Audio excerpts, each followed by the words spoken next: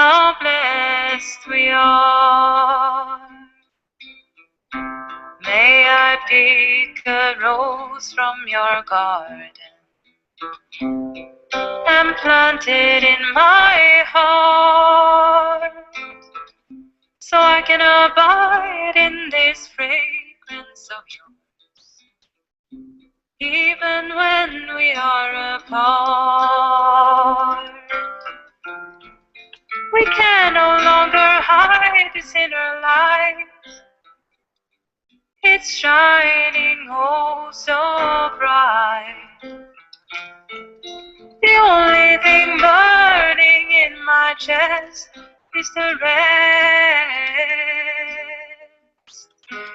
rest forever.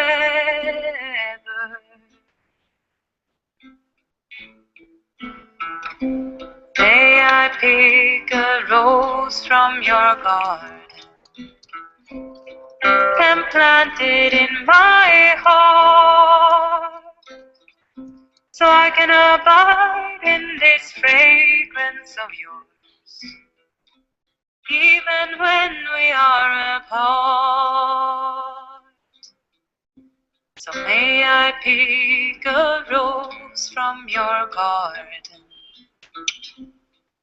and plant it in my heart, so that a full garden can grow here, and we will never be apart.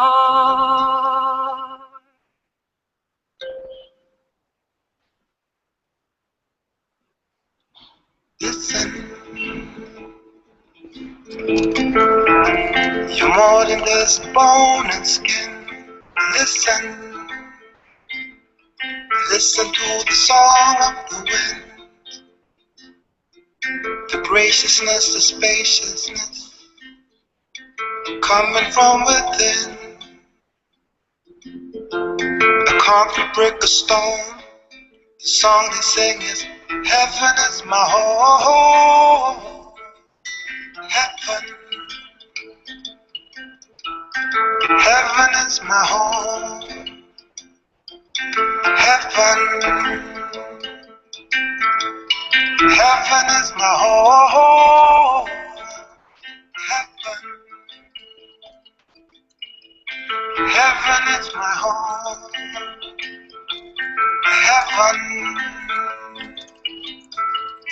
heaven is my home. You feel the fall is not why you fear to fly. You're scared to death to spread your wings and touch the sky. Truth hurts, truth don't get out. The greatest lie of all time.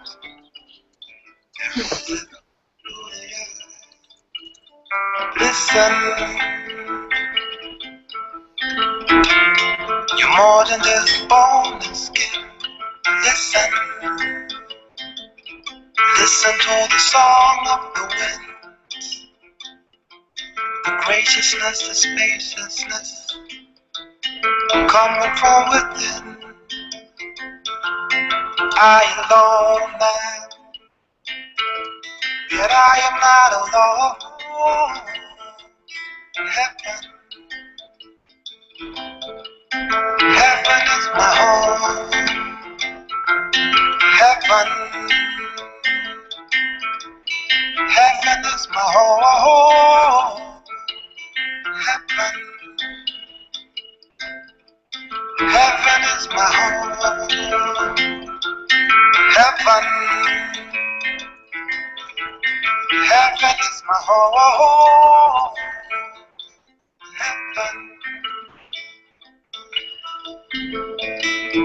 heaven is my home. Heaven, heaven is my home. Heaven, heaven is my home.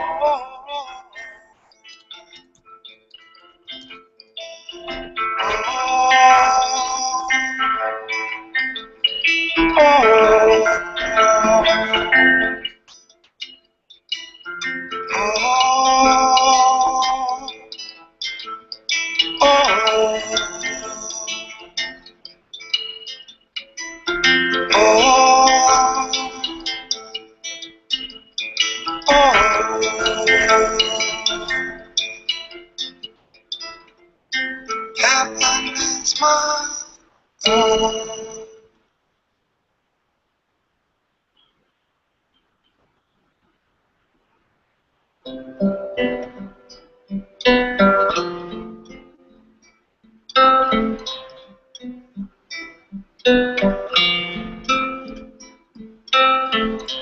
Vill du veta, ska jag svara?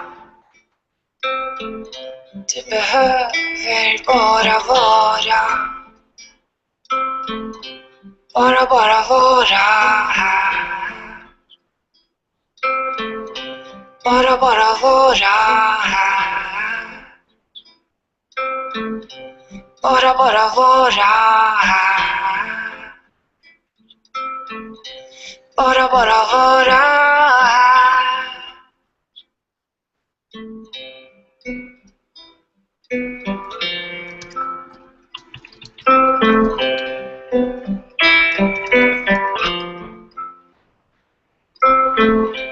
Ingen oro, ingen fara. Här finns inget att försvara. Här är bortom samsara. Här är Gud alla Ishvara. Kristallklara, uppenbara. Kristallklara, uppenbara. Kristallklara, uppenbara. Kristallklara, uppenbara.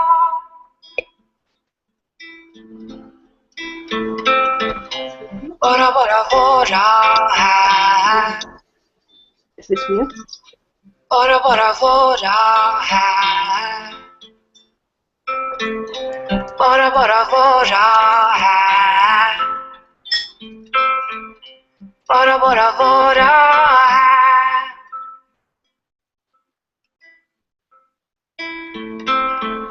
Vart kan du gå? Vart kan du fara?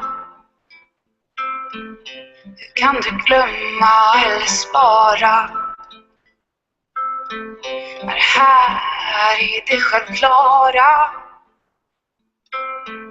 En sanning, det underbara.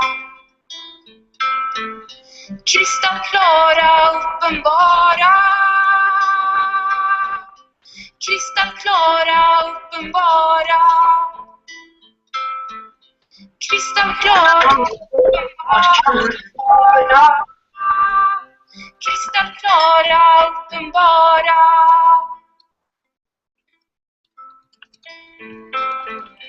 Bara vara här. Bara vara här. Bara vara här. Bara vara här. Bara vara här. Bara vara här.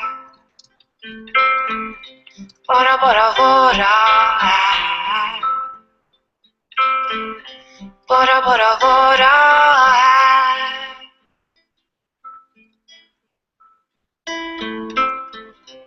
Det är allt jag kan förklara.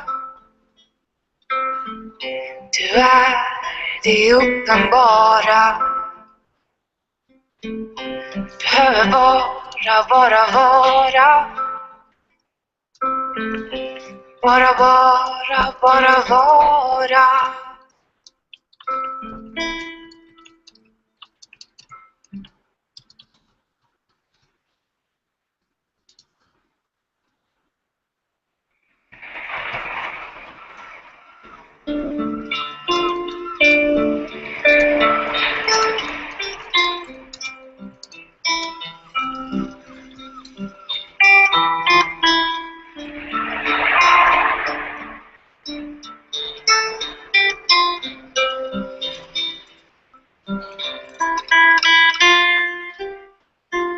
In my heart, an ocean. In my heart, you.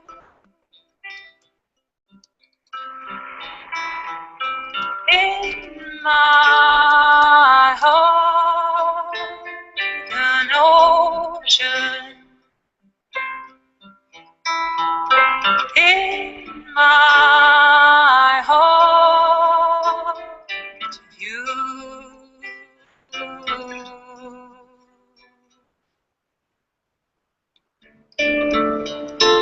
A white bird is carrying me.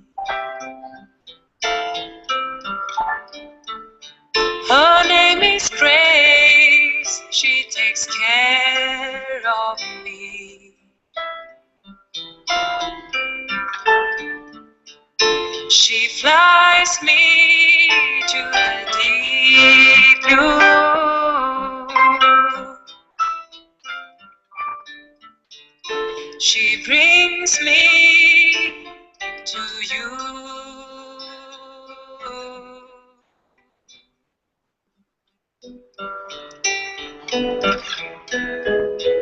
We have to drown here completely.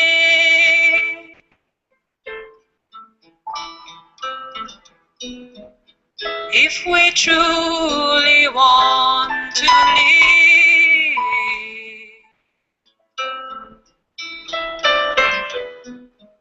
So take a look in every mirror.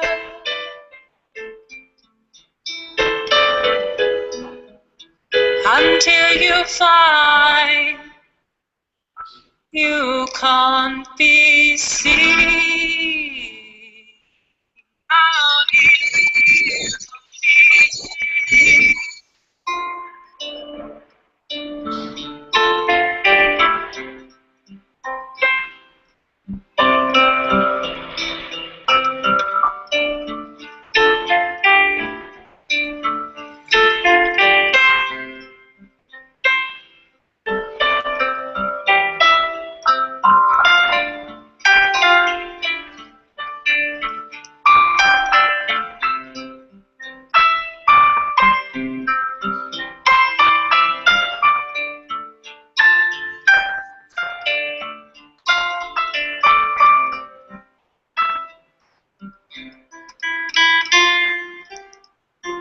In my heart, an ocean.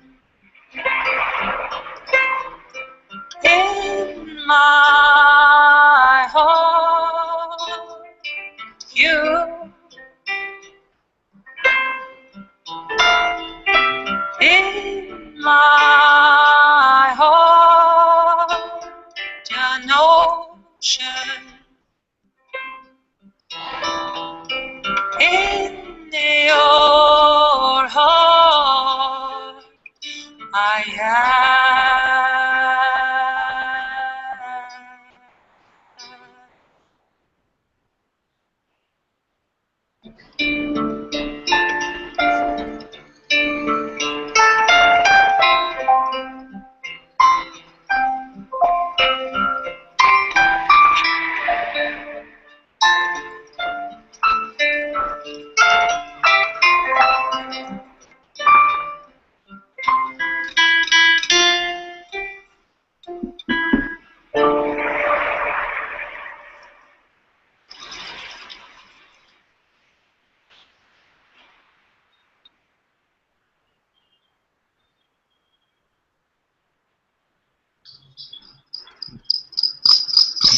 Thank you, my dear.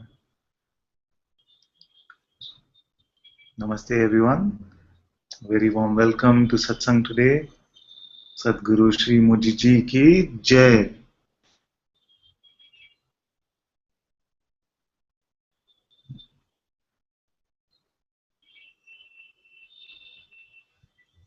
Thank you all so much for joining in. And if you're in the Hangout, you can ask questions by unmuting your mic. And on YouTube chat, you can post your questions there, and we will look at them.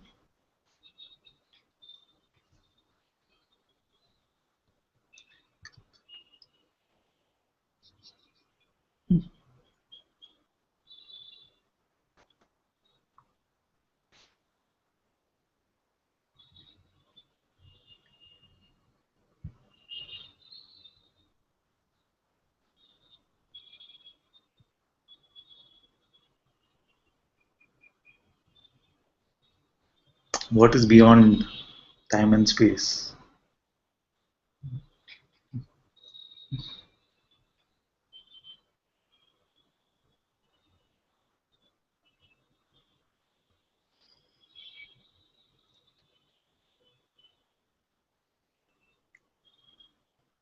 So yesterday, for some time, I was feeling that I couldn't place a finger on time. It became very unclear as to what this time was. The concept seemed strange. Like this, time and space, you can see, these seeming movements are happening in front of you, but when you realize yourself to be the one which is unmoving, unchanging, eternal,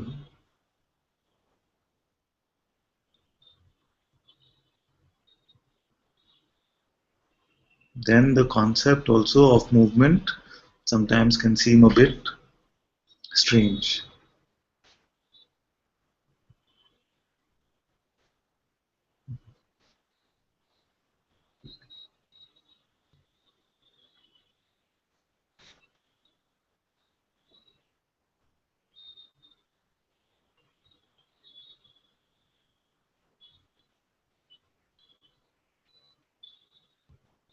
I'm telling you that you don't need to be concerned with anything which is in time and space.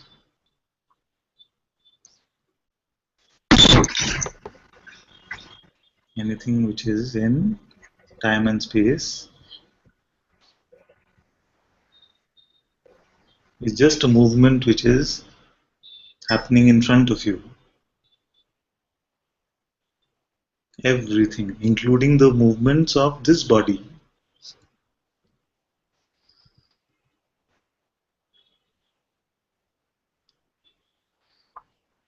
So when I say in front of you, it does not mean in front of this body, you see.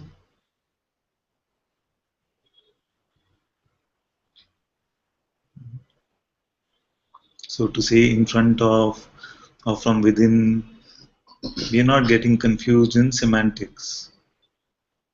But simply we see that all which is moving in time and in space, I am untouched by it.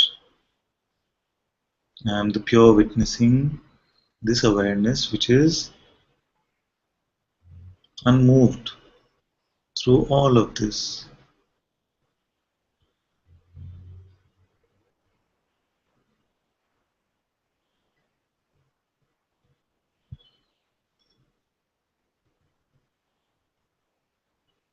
And there can be a fear which comes about losing control over one's life.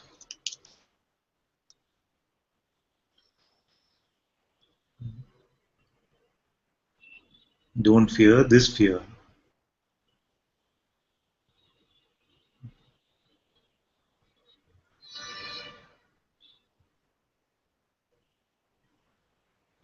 Let it come so that you can get over it. You can transcend it.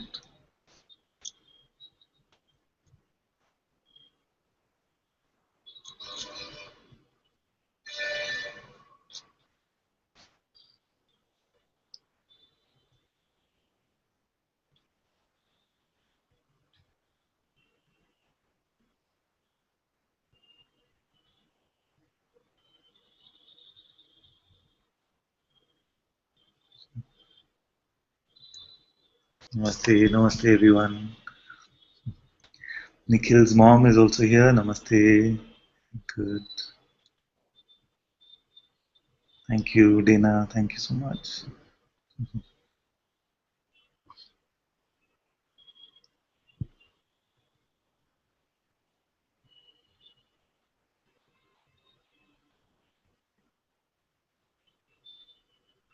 Jesh says, yes, Father, exactly that fear was going through me last night. There was no control. There was welcoming and witnessing of the fear and panic. And it was beautiful. Uncomfortable, but also beautiful.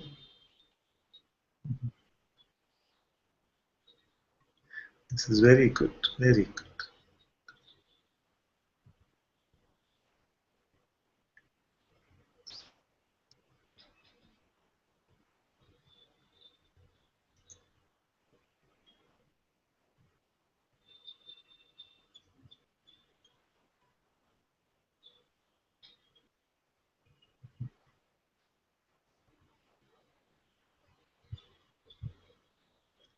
Now, all these roots, all the branches of this imagined tree called the ego are being chopped every day in satsang.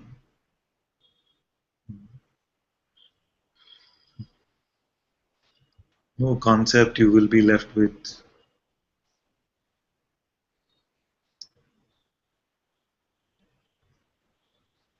And to be in this concept-less-ness can seem a little fearful to begin with.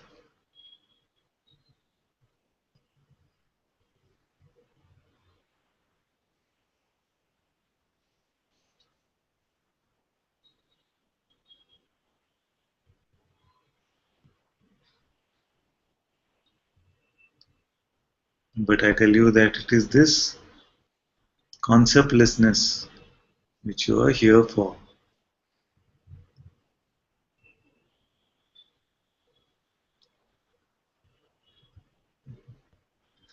So please don't pick up any concepts while you're here. Don't even pick up any Advaita concepts.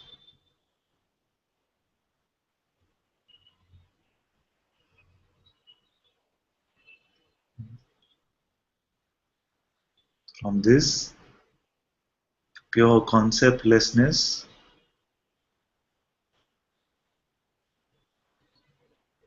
such beautiful presence, and your presence will speak in the best way, so you don't have to be concerned about understanding any Advaita also.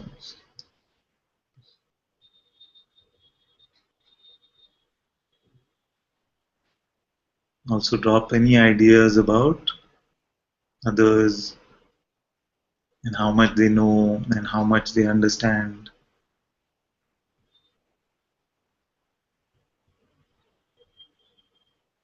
and no feeling to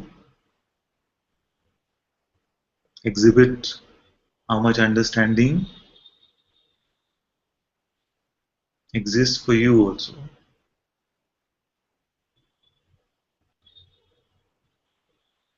Your entire being will convey the true understanding.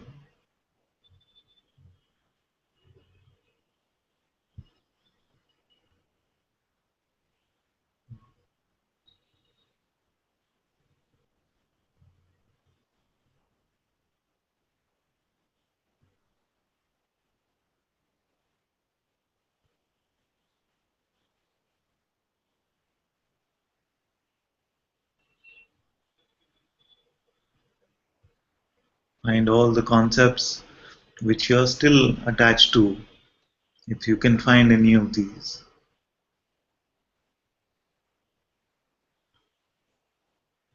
Nothing real needs a concept. The truth does not rely on any concepts.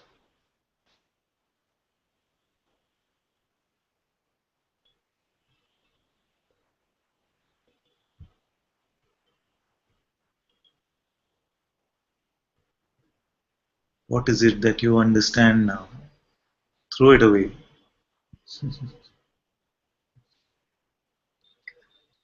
Everything that you understand, throw it away, because it is still from the past.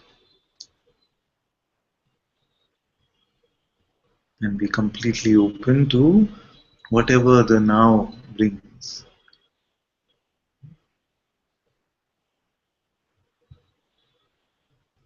This presence, your being, is the supreme intelligence.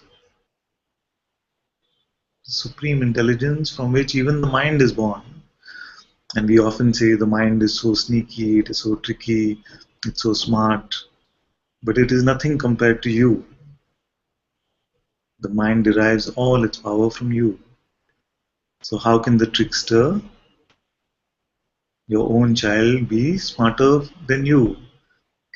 How can it be more intelligent than you? All that it knows is just a reflection of you.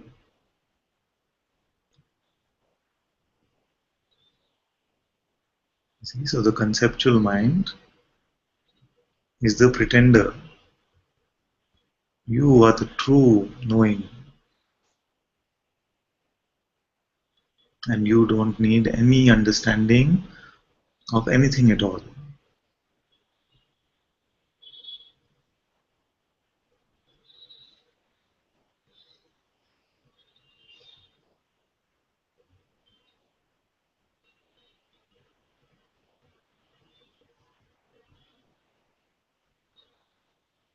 Hold no concept of yourself.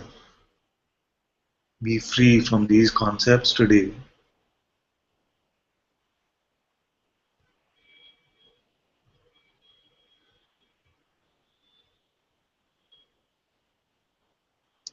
And you will find that all that needs to be played out will continue to be played out. Nothing was reliant on your concepts.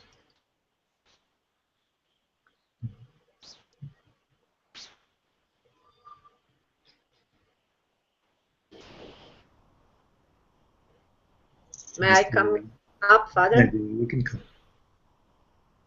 You can hear me? Well, let me increase my volume a little bit. Can you say something now? Now, can you hear Yes, me? very well. Okay, good. I just want to expose, I usually it happens that I'm not even aware of the concepts or something which is still here believing in something, because it's now it comes very rare. It's not so often, so it's not it became subtle. It's not visible like before. But when you said throw in fire all concepts you are carrying with yourself now, and I saw immediately came that what I saw, that sometimes there is still this concept of a watcher, somebody, some entity, something. I cannot see exactly what that is, something, and usually it's only watching, and I'm not even concerned about that. But sometimes I feel very strong, like there is a watcher here, and that can be a concept of a watcher, and I want to hand it over to you. I don't need that. This is so good, so good, so good. Because this is the handing over of a very subtle condition. You see, this is very good because we say the witnessing, and immediately something says, "Oh, yes, you are the witness." But you say now that even this witness is just imagined, even the watcher is just imagined, the seer is all imagined. This is very, very, very beautiful because the seer actually has been given a lot of sanctity in many traditions. That you are the seer. No, you're not actually, not even the seer, only the seeing. The sages of the old days were called the seers. And this word had a lot of power. But you have gone even beyond that to see that even the seer, there is no seer, there is only the seeing. In this way, you go from associating yourself as a noun, as an entity of some sort, even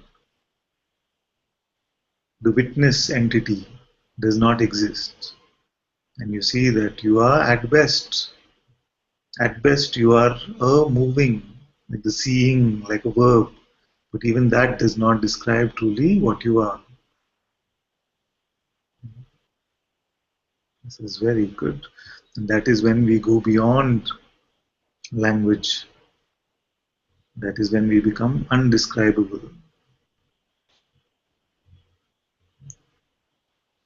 This is very good because it can be very subtle like this. Because every day we say witnessing, awareness.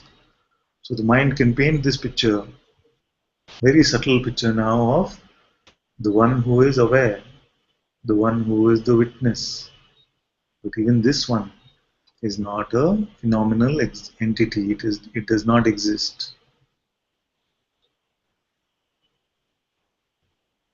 So even this identity we cannot rest on now.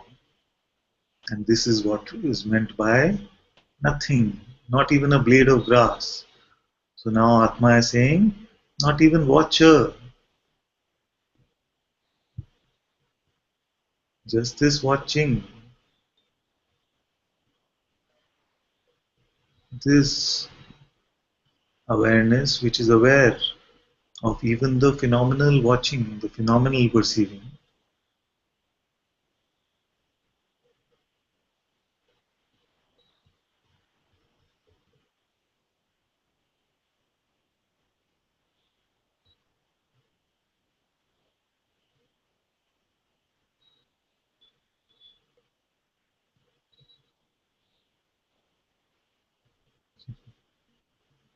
This kind of report, you see, this report, it fills me with joy, this kind of report. She's saying like this with full integrity. That sometimes there's this feeling that I am the watcher. But even this I have contemplated, I have seen, it's clear now that even this watcher is only an imagined entity. It's very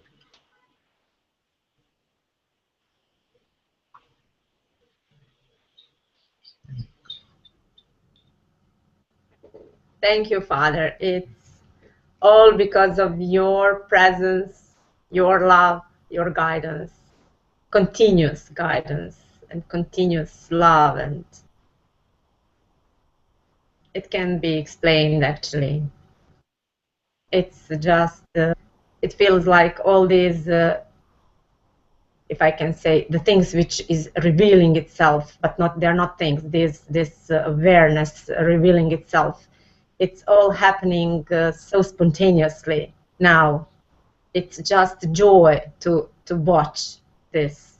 It's just joy. There is, I do nothing, and it just came this like I can't even explain. I don't even need to sit in meditation or to, I don't know, do anything. I may do that. Sometimes I like to do that, but nothing is required for this now. It's just happening, and I cannot go back. There is no more fear of falling down from this. I cannot say state, but from this space, because there is like this space. The awareness is holding itself. It's holding itself by it is held by itself. It cannot fall down. There is nowhere to fall down. And that's what I see now. There is no fear of losing myself, or dying, or becoming crazy, or nothing, because everything is seen in this, and it's nothing. There is something here holding all this, and still it's like outside of that, and it's all spontaneous, like what I'm speaking now, it's spontaneous. It's just like that. No fear of being exposed, of saying something which is not good or right, or the fear of maybe hurting somebody. Nothing. Gone. Everything is gone. Thank you so much. Very good, very good.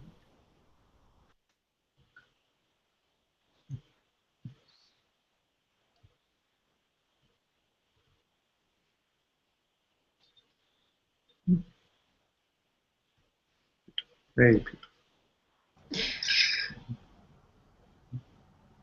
Everything is like dissolved in your love. The power of your love is can't be said in words.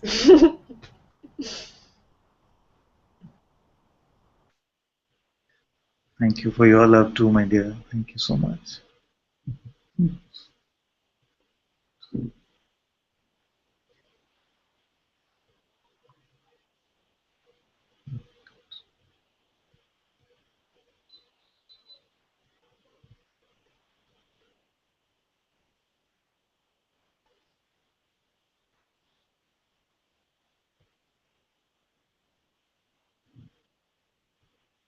This was actually a very beautiful surprise for me. Because when I was talking about throwing away concepts, more like domestic concepts, no? More like domestic concepts of identities, like father, son, child, body, all of this concept. My beautiful daughter, she comes and says, even what's your concept?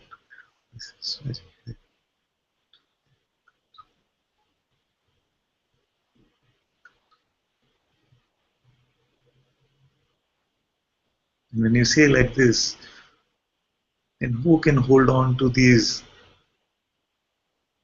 identities which are so domestic?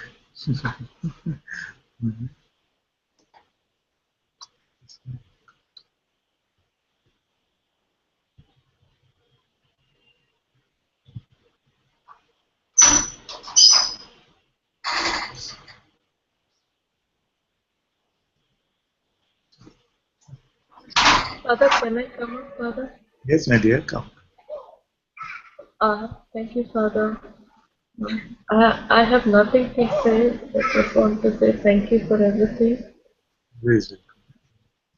Please welcome. How are you today? Good? I'm good, Father. Even when I said that I want to come up, there was little energy still there. Last night also 2, 3 times I woke up. I had feeling of that pain in my chest, probably because that going of that energy was very intense. I think so. It left a little of pain there. By afternoon, yeah, I settled down. Even now, when I saw you, something started rolling out, and it's been very quiet. And until morning, there was a lot of noise in the mind, like mind was coming up, and but it was not given any importance. There was nothing to Even now, it's like I don't know anything. But the state, like not a state, but that is what it is now. Um, and yeah, I don't have anything to say further, but even when I thought I'll come up, that energy, what was left, is just dissolved in itself. So I also feel the same thing. I've just dissolved in your presence, in your grace and love, Father. Thank you so much. Ever grateful to you, Father. Always. Thank you so much.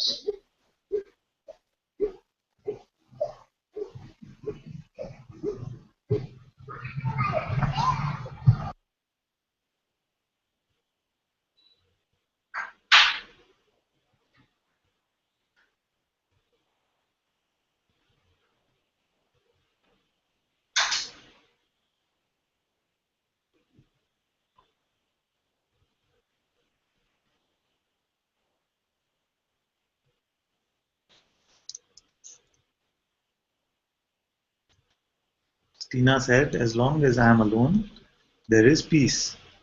But when I am confronted with certain people, then identity is felt. Emotions can arise because of this. It is as if I am putting on the projections of others. My dear, do you have a webcam? I'd love to see you one of these days in the Hangout. So let us know if you have a webcam. Then we can have more interaction. Otherwise, we can look at the question from chat itself. If you don't have and you can't come.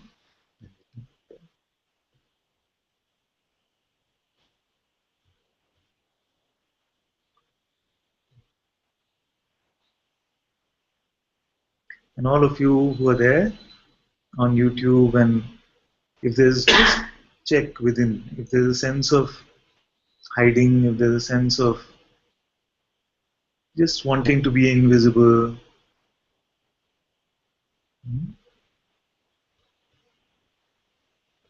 I'd like to see you in the Hangout, because even this we must transcend, you see.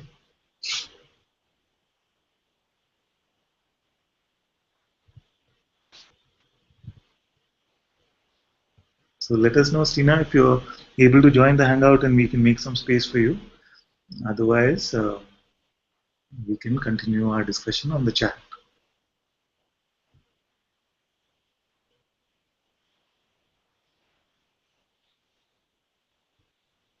Shanti says, me too, certain kind of fear like energy is experiencing in here.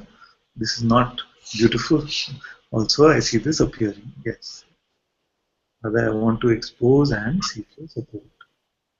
Yes, yesterday I was seeing a quote by, was it by Guruji or somebody else, who said that the expectation is that this entire spiritual journey is very beautiful, only beautiful things must come up because it's about bliss and joy.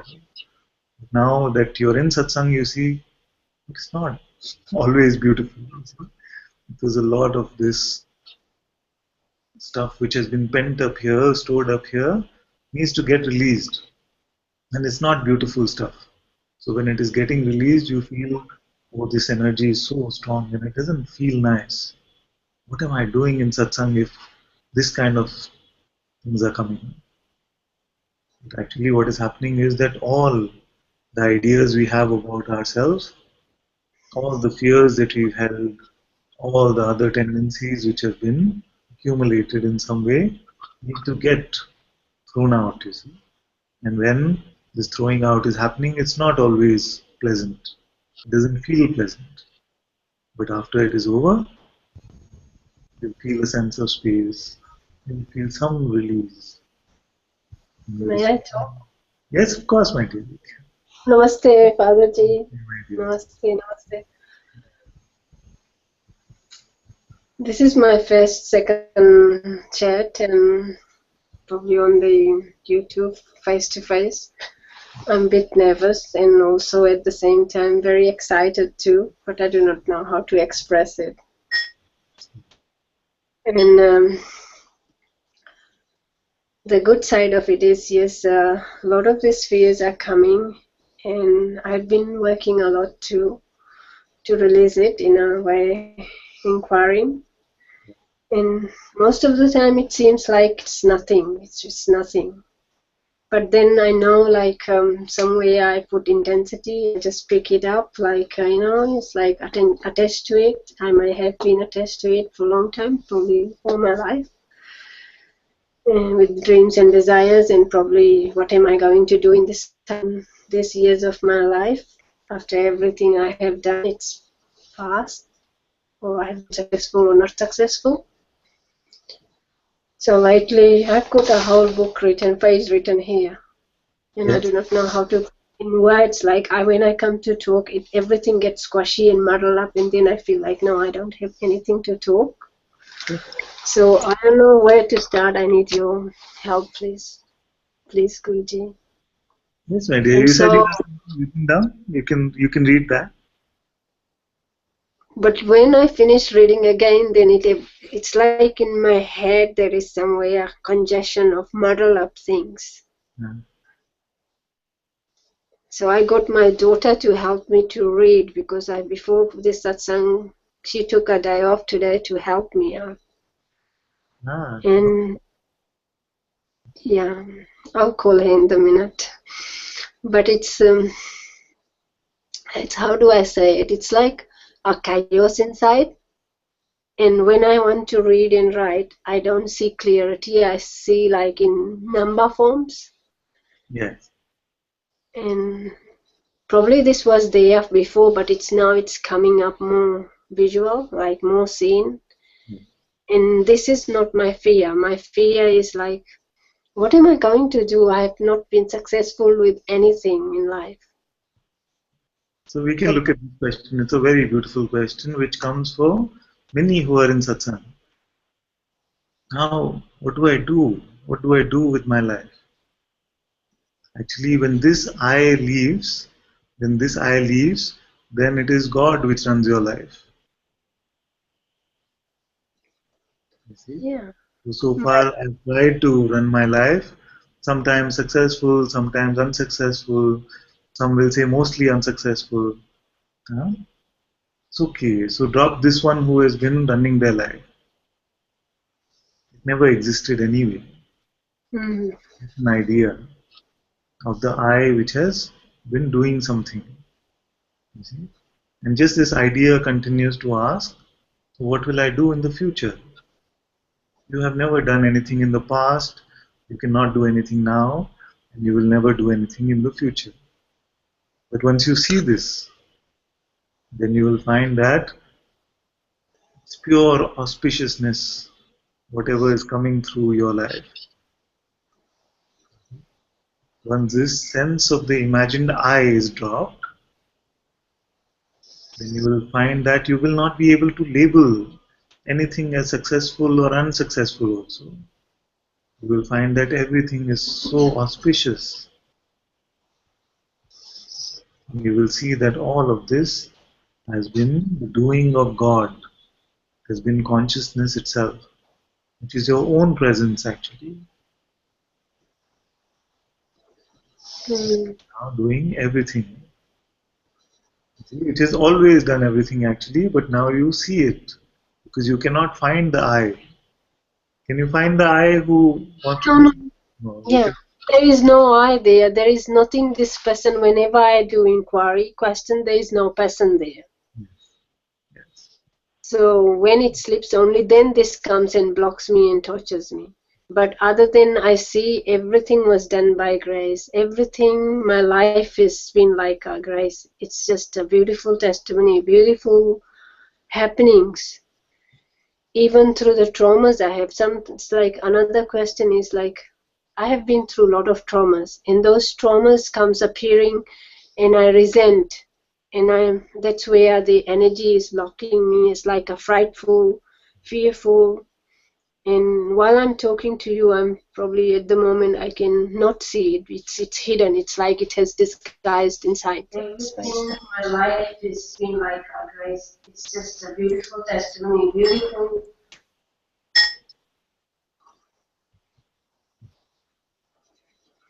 Okay, there was some echo, my dear. You can continue now. Yeah, you say something. No, actually, there was an echo which was coming. So, Yeah, I saw that. I mean, I said it, so I said, can I have your thoughts here? So, I mean, like wisdom, or just, it's, I said, like when I'm talking to you now, this energy is disguised. So I can't feel it anywhere. I'm feeling more like clean space, but yet I'm nervous because I'm talking about this. So it's playing like a trick. When it wants to flare up, it comes, but I feel like this shouldn't be. No, I don't know how to say it. okay, I got it. I got a little bit. Let me share on that. So, there's still maybe this little bit of sense that this energy or that energy or the freedom of some energy is what I need. You see? But awareness, the witnessing of whether there is energy or no energy, is not concerned about which energy is there. Yeah. It is again a condition which we have, which says that, okay, freedom must mean that only good energy or nothing which blocks should come. So it says, okay, if this energy is coming, it is blocking you. But actually nothing can block you because you are aware of the energy. The energy is not aware of you. Yeah.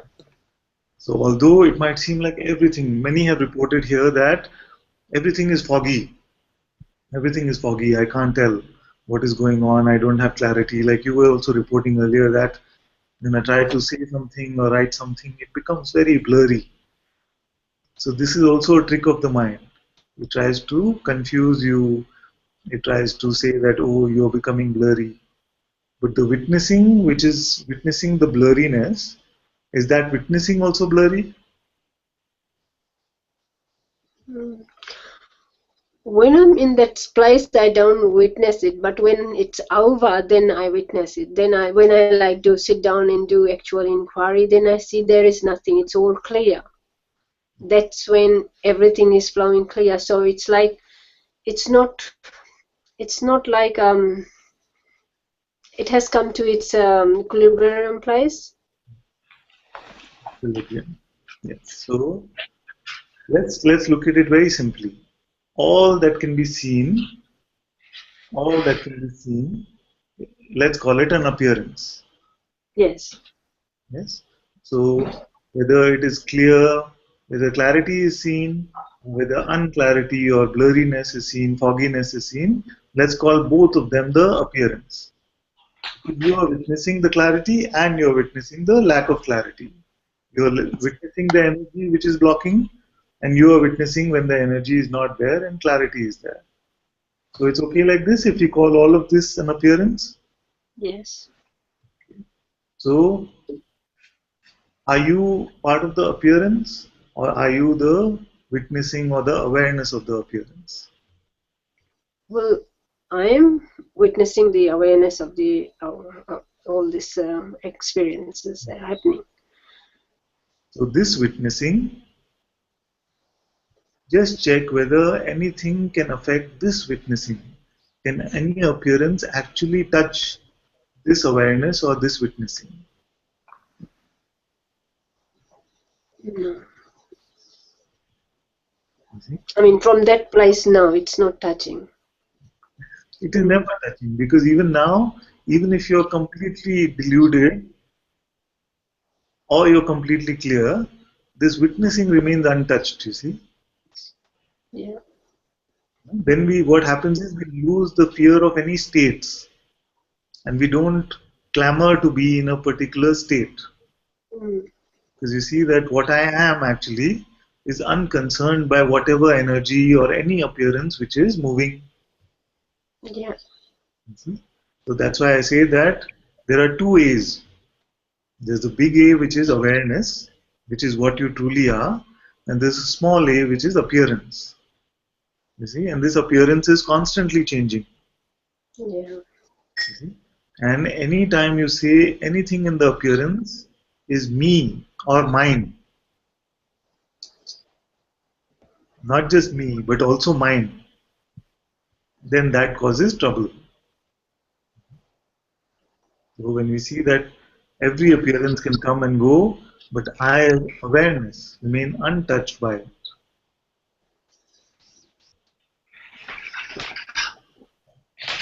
Then this is freedom because freedom does not mean it is a particular state. Freedom means the freedom from all states, and all states are allowed to come and go. But we lose the fear that something is happening to me because nothing is happening to you as awareness. And the imagined one never existed anyway. Mm. So the mind will come and say, but this is clear to me in satsang. This is clear to me in satsang, but when I step out of satsang, then again it becomes confusing. But actually, even out of satsang, even for those who have never been in satsang, awareness remains untouched. Yes. That's quite true. Experience. So when you see that awareness remains untouched, you will still find that there is a voice which says, but something is happening to you. But in the real world, it says, oh, in the real world, something still happens to you. And this voice is always the voice of the mind or thoughts. See? The voice of the mind is just thoughts. Yeah. Therefore, to be free from this concept of being a person or this concept of somebody who's affected by energy or any appearance, all you have to do is don't believe the next thought which is coming. And especially the thought which comes and says, but it's not easy. Because usually the response from the mind is, but that's not easy. But you have the power because you are consciousness. You have the power to not give it your belief. Okay. Then my question is, probably I'm talking this from the person side.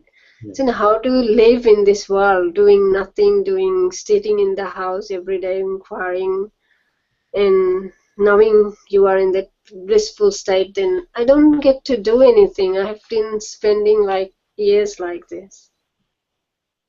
Yes, this is one of the fears which comes. That if all I'm doing is inquiry, then what am I doing with my life? What is going to happen in my life? Isn't it? But what is happening through the inquiry is that you're discovering that this I, who is pretending to be the doer of anything at all, is pure fiction. Yeah. You see? So you discover that there is nobody here to decide anything, whether to do or not to do. There is no decision maker. As an I don't, I huh? don't know. My daughter feels it's happy where you are, but I don't. And in a sense, when I have finished inquiry, I've got these radiant eyes and all that, and I have felt that space I have been. I feel happy too. But then time to time I feel like everything is not happy. So I don't know what happiness is in the sense. So she seems she's getting it, I'm not getting it. Or in another sense, somewhere I have a conflict within myself. Is that So let's talk sounds about very clear. yes. So let's talk about the inquiry itself. So when you ask yourself, "Who am I?" then the space can come, thought Yeah. activity can reduce. Yeah. But the inquiry was, "Who am I?" It was not meant to just create space and leave it at that. It was meant to bring you to the self-realization of what you are. Mm. So after the inquiry, now that inquiry has happened, what can you say about what you are?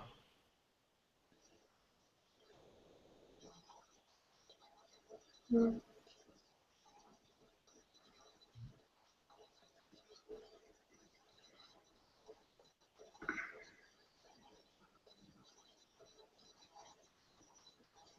When I question who am Yes. I feel beyond explainable words peace, like within. Yes. And from that space I feel everything is one, everything we all same in like that energy is same, there's no two. And And yeah, it's a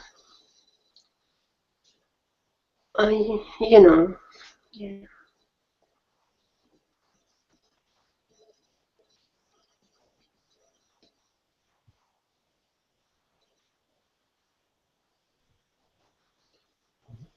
you experience a sense of oneness. A sense of oneness. And this sense of oneness, does it even have a concept of happiness or unhappiness? Is it interested in the space, in the peace?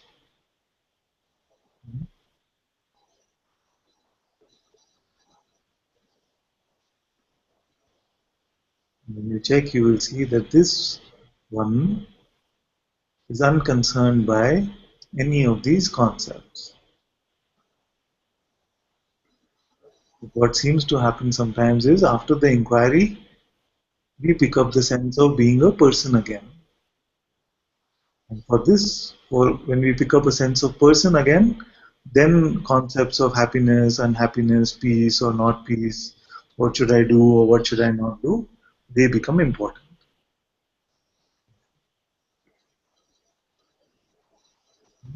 So don't pick up this idea that I am Shanti or I am a person.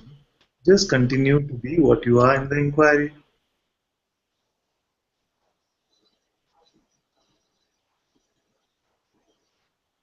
And how do I do that is the logical question which you can ask. And that is what I answered earlier, which is that when a thought comes, there are two forces which can work on this thought. One is the force of attention, and the second is the force of belief.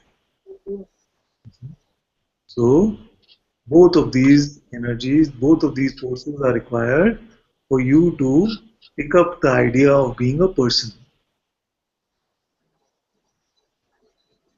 And attention is a very sneaky, tricky force. You see, the more you try to control it, the more it tries to run.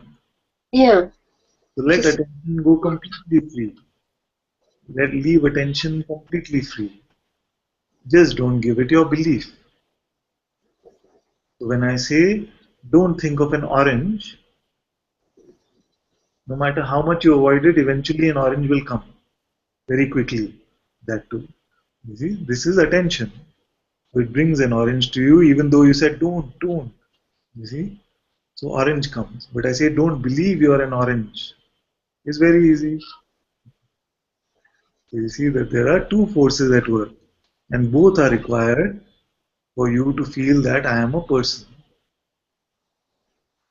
That's why I simply tell you, just whatever your next thought is bringing, don't believe it. Even if attention goes to it, it's okay. Just don't believe it. Yeah. I mean, that's how I came this far. That's how I survived, probably. And sometimes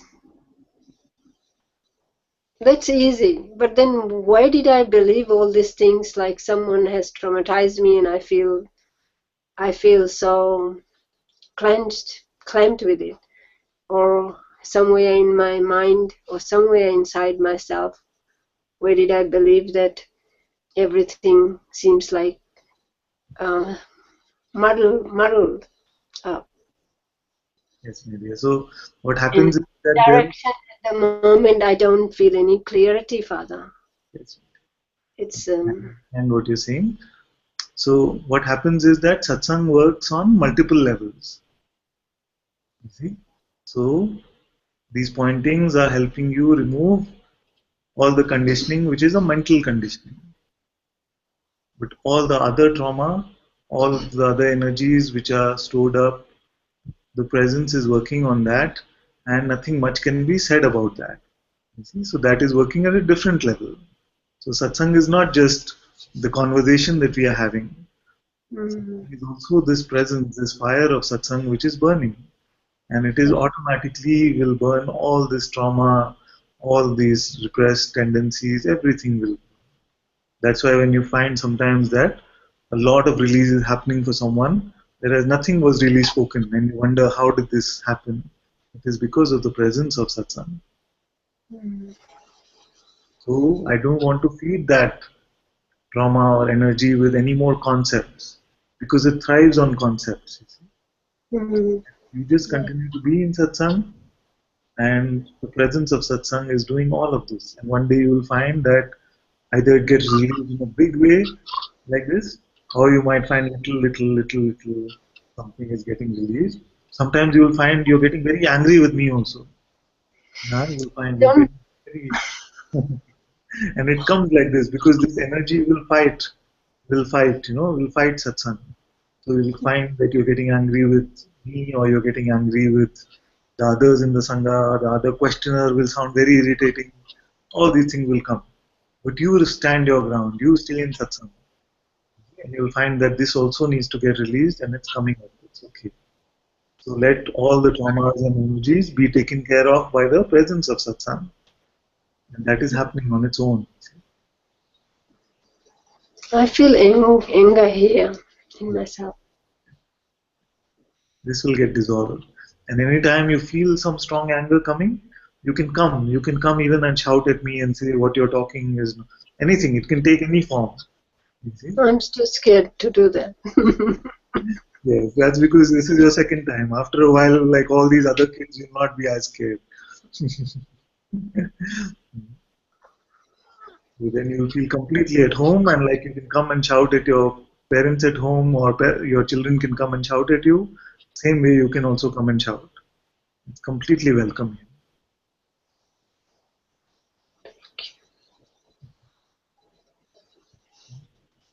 Very well. Thank you, but I don't feel like shouting or anything. But I feel strong shut down in my own self. So how can I shout? You just continue to be in satsang, and you will find more and more. Automatically, all this, whatever energies have been picked up from the past, are getting burned in this. You will find that they are getting burned. Like I said, if I give you more concepts about it, it just uses those concepts and thrives on these concepts. You see. But whatever you've seen that strong energies are getting released in satsang almost every day without much even speaking about them. So it will happen. It will happen. Thank you. Very welcome. What you must see is that the I which is pretending to want to help you release this, the one is saying that I want a release from this trauma. This one is just another imagined one. It is not you. It is not your original voice. It is still the imagined voice. Yeah, I see there is no one inside here. Yes. It's empty. But somewhere, something, there's a lot of purpose. It comes out and then it hides somewhere again and not seen. So it's like, Yes. That's why in satsang actually we have this saying. I don't know whether you have it in Australia also, but mostly I heard in America they have this saying that if you can't stand the heat, you must stay out of the kitchen. But in satsang we have the opposite saying. If you can't stand the heat, and especially when you can't stand the heat, you must stay in the kitchen. So sometimes this energy, this anger might be too strong, and it'll say, no, no, you don't go to satsang. It's not working. Something. And during those times, you must come. That is when it'll get pushed out of you. It's the pushing which is happening, and it's fighting to stay. But this energy which is there will get released. It will get burnt in satsang. It is not possible for you to be in satsang and to continue with this energy forever. Either the presence of the Sadguru only will remain, or this energy will remain. You see? But if you keep coming to satsang, it is completely certain that the Sadguru will be the only presence which remains.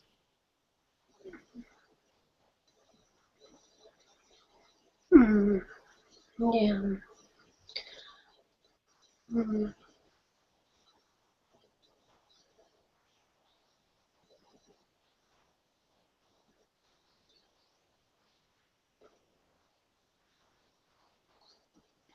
I feel awesome presence of Sadguru inside. But when this happens, there is nothing happens. There is no Sadguru. Then that's when this two,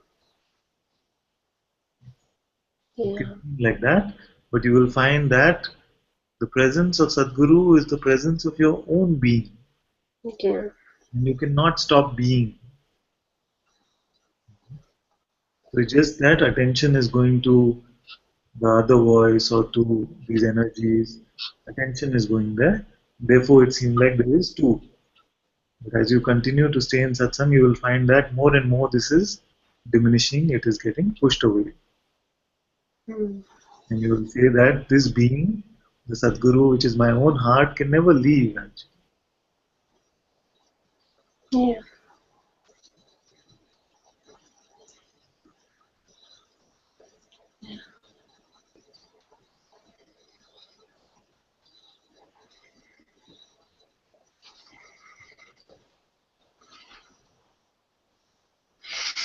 And just last one more. I find, I mean, my personal state. the people who have abused or hurt me, and I haven't retaliated with them, they still come in my picture now or from Facebook somewhere. One mind says I want to talk and be with them, and the other mind says no, they will hurt me again. And something like that, I caught up in tide of energy, and I do not know how to relate at physical level to them.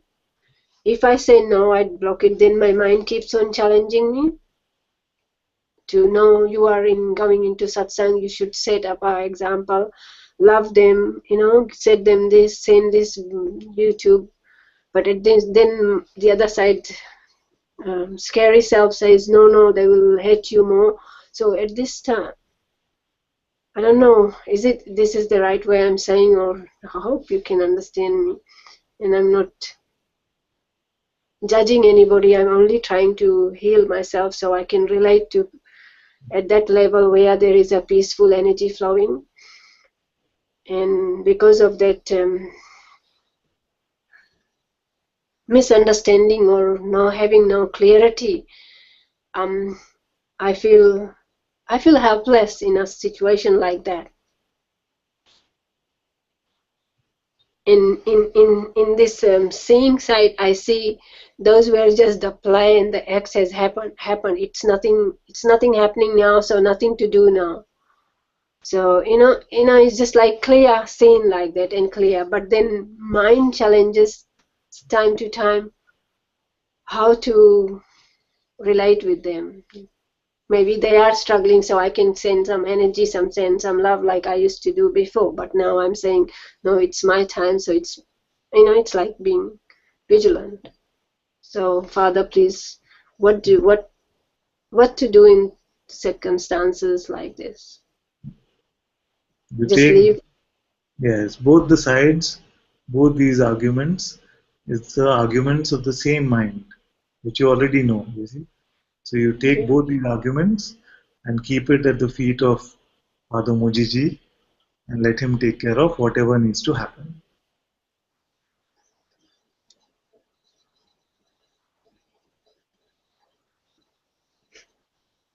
Yeah.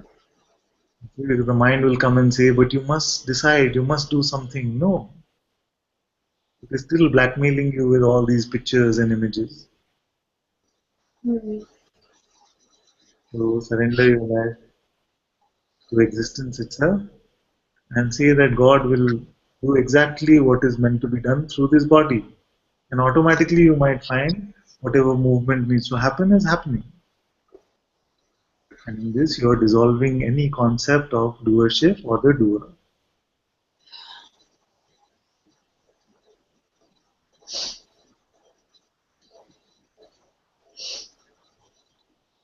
Mm-hmm.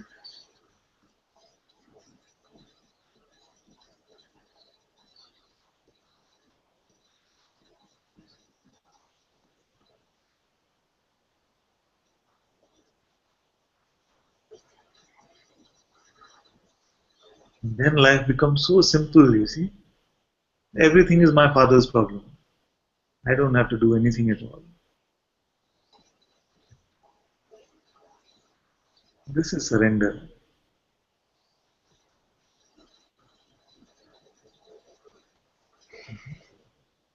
So And I want to surrender this right now. So in the satsang, so I don't carry it anymore.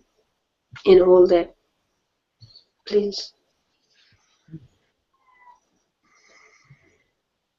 this is very good. So surrender means Tvam karta, tvam bhokta, which means you are the doer and you are the experiencer also. It cannot be a half surrender where I say, Tvam karta, you are the doer, but I am still the experiencer. If God or Guru is the doer, then Guru is also the experiencer. There is no me, all is you. This is truly surrender.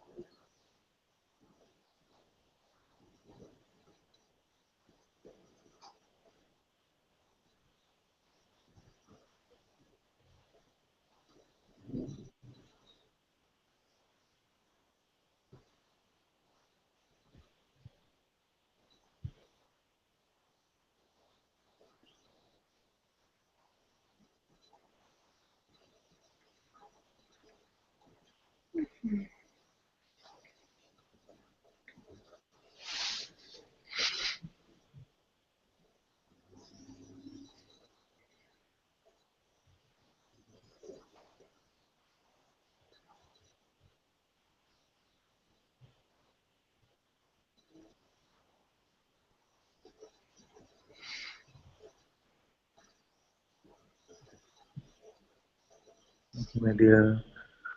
Thank you so much for your time in wise wisdom, Father. Thank you, everyone. Always. Thank you. Before we get to the next question, I spot that Nirmai is there. While Nirmai is there, I wanted to open what she sent for me. Radha gave me something that she sent. Nirmai, you can hear what we are saying?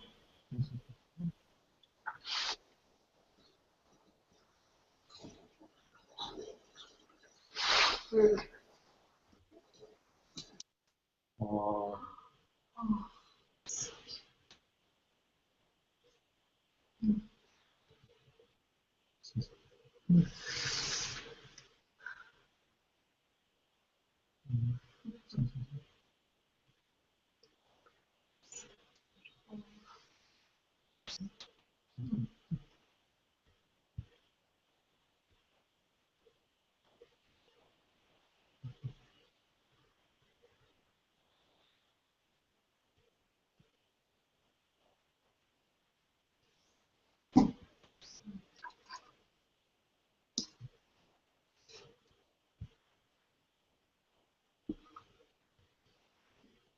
Thank you so much, my dear.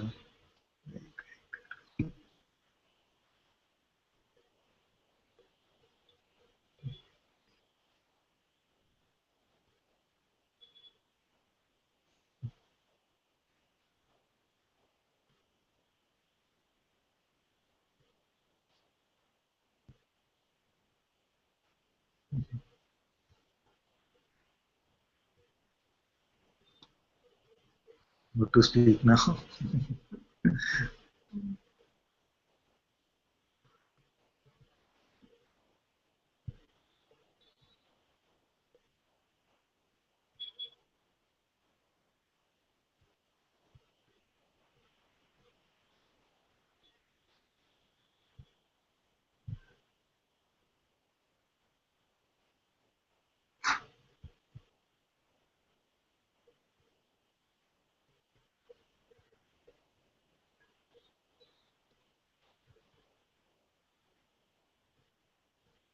And Priya had posted, Beloved Father, it is clear here that this life, as the person, is over. There is now nowhere to go. All is unknown. There is only this. Even when there is the feeling of someone, this is part of this. The future has gone. Sometimes there is a feeling of a little craziness. This has scared me before, but it is settling. Atma also mentioned earlier that now no more fear of being crazy. None of us have to fear this being crazy because we are completely crazy already.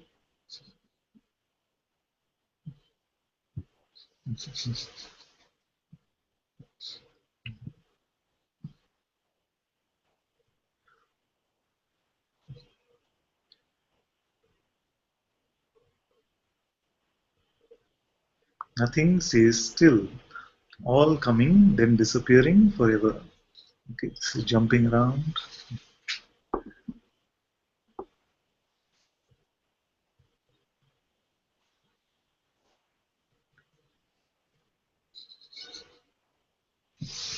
Okay, maybe we stop typing here for just a minute because every time something is being typed, it's jumping from there. I can't read. Nothing stays still. All coming, then disappearing forever. All is a mystery. No one is speaking. This no one loves you.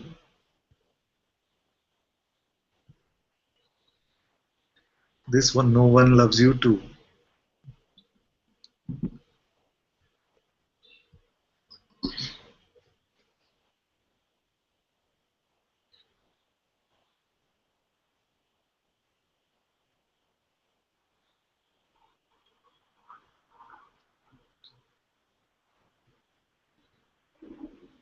Let's read that again once.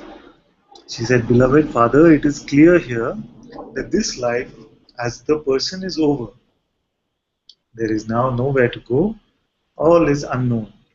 There is only this. Even when there is the feeling of someone, this is a part of this. The future has gone. Sometimes there is the feeling of a little craziness. This has scared me before, but it is settling. Yes, all these kind of fears can come. Like Mujiji also speaks of the fear that, oh, if you will discover what you are, then you might become like a beggar on the streets. What is going to happen to your life? And also his fear was that he will become like a hunchback. He says Quasimodo. He'll become like a hunchback Quasimodo begging on the streets. So the mind tries to paint these pictures. Oh, you'll go crazy.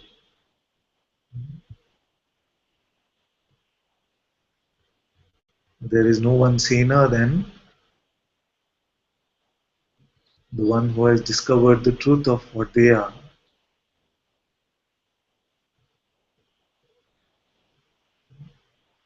Then she said, nothing stays still, all coming then disappearing forever. All is a mystery, no one is speaking, this no one loves you.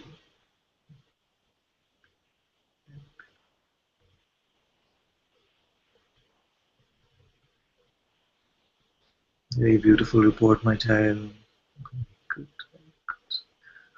And Sumeher had said, love you, dearest father. Don't have connectivity in the hills. Since I left Bangalore, there is so much that is being seen moving around me. Long list of nothings. I have had the strong urge to be in satsang, especially during some seemingly intense moments. But this is also making great satsang, to physically not be able to be in satsang, despite the strong desire. Always finding your divine presence in my heart, and I know nothing can keep us apart. Forever at your feet, my beloved Father, bless me that I remain clear in this scene of togetherness. So much love.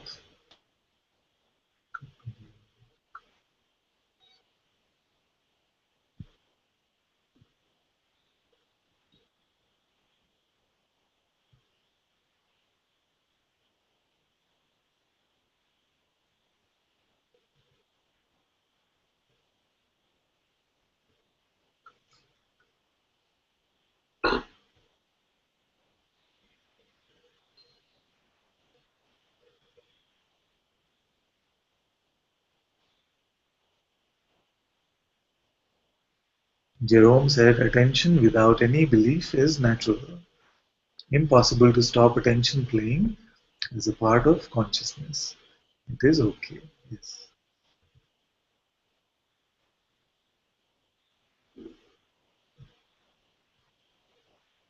Very good discovery, you see, because if you look at most sadhana, most practices, most of what people are trying to do to become free is focused on attention. And that's why spirituality, the search for what you already are, can seem so frustrating because attention is always jumping around. Now, so simply, we can just see that attention can be left completely free. Just don't take the effort to give your belief to anything.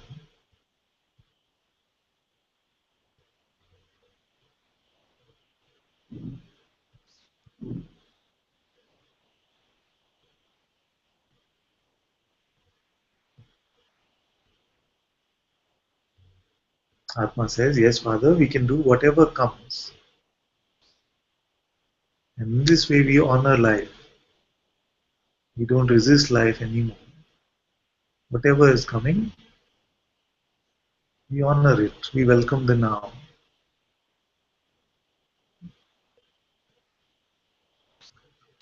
Even the actions happening through our own body.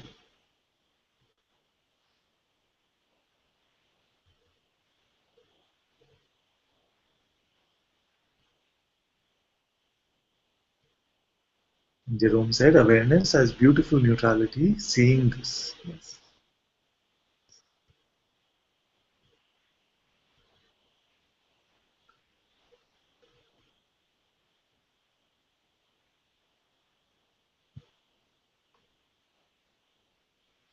And Bhagavati Ji says, your beloved father, beloved father.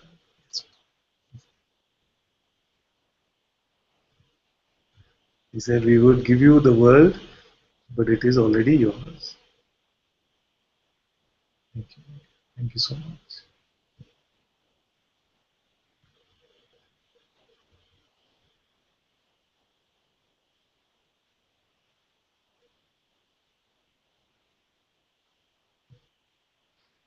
And Bhagavati Ji says, apologies for being off screen today.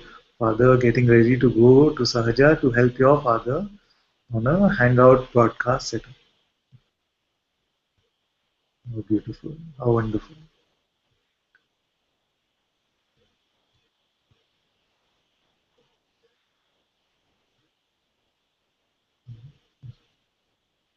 Radhika says, we are totally mad. Yes. Jerome says, shamelessly crazy.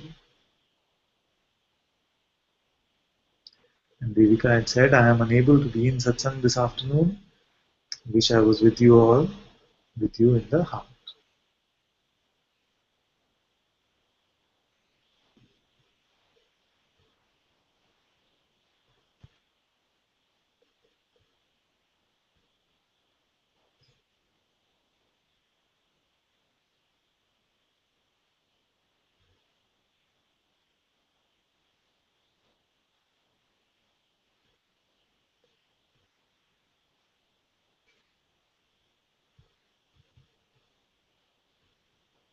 Christina is here. Welcome, my dear. Can you hear me? Yes, yes, very well. I hope you. I hope I find the words. My English is not so good, but Oh, it sounds perfect to me. I think it's okay. If you wouldn't have called me today, I would not have had the courage to come up. Not yet, but it's fine now. It's Very good. Very good. So,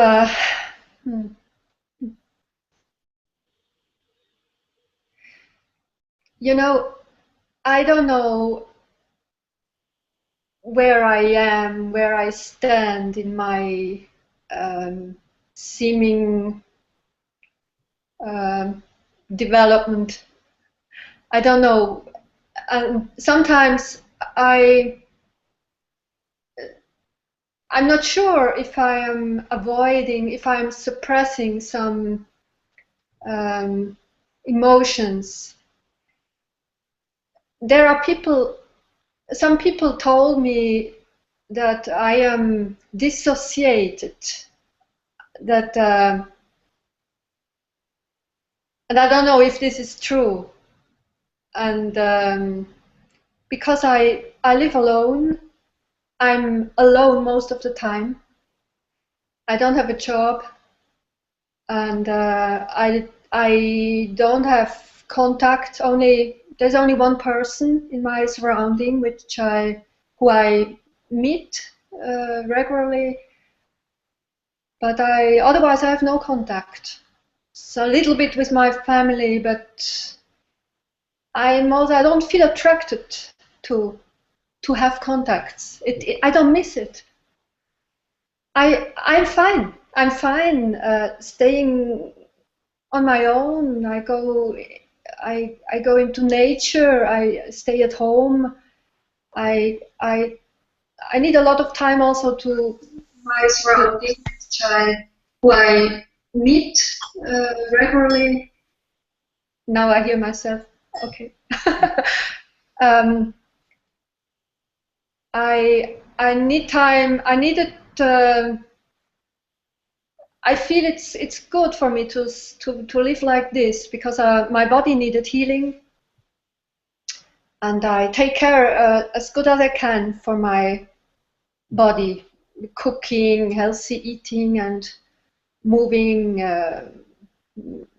do some exercises and biking, and so sleeping and everything very regularly, and I feel it's very good for me. So I don't miss social contact. But sometimes I'm not sure if I'm avoiding something, because being alone with myself, I'm not triggered so much, only by my own mind, but not by other people. And for example, when I phone with my parents, or when I meet them, which doesn't happen often, but when I go to meet them, then I notice that then the identity is much stronger coming. I feel like the little daughter, and I feel sometimes also then comes sadness or insecurity and the feeling of being a loser. I didn't manage to create something in my life. I didn't achieve anything, and I can feel that my parents' thoughts also about me. I mean, they don't tell me you're a loser, or oh, you don't manage anything, but somehow I can feel they would. It's what they would like to see, that I have a job, and yeah, and I don't have family. I have no children. I have nothing. And I feel my father's pity also. And then it's as if I put it on, and then I have self-pity, and then I get sad and think, oh, it's really sad, my life, because this is what he's thinking about my life. And then I put this on. And that's why all this, or sometimes also an emotion that can come strongly for me is also envy. I envy other people who have a nice life, who have money, who can go to have holidays, or have a nice apartment, or can buy nice clothes or whatever. And I have only a little money, and at the moment I get some support from my parents, but this is now also, it's almost finished, and I don't know if I should ask for more or what to do. And so that the envy is something that is coming up easily when I am confronted with people who have obviously more, and it feels they have a more easy life, and they have no worries about existence and money, and so maybe I'm avoiding this. I don't know. Then I think I should confront it, because there is really the suppressed power. But this is all playing in my mind, and when I don't follow this, then I feel I'm fine.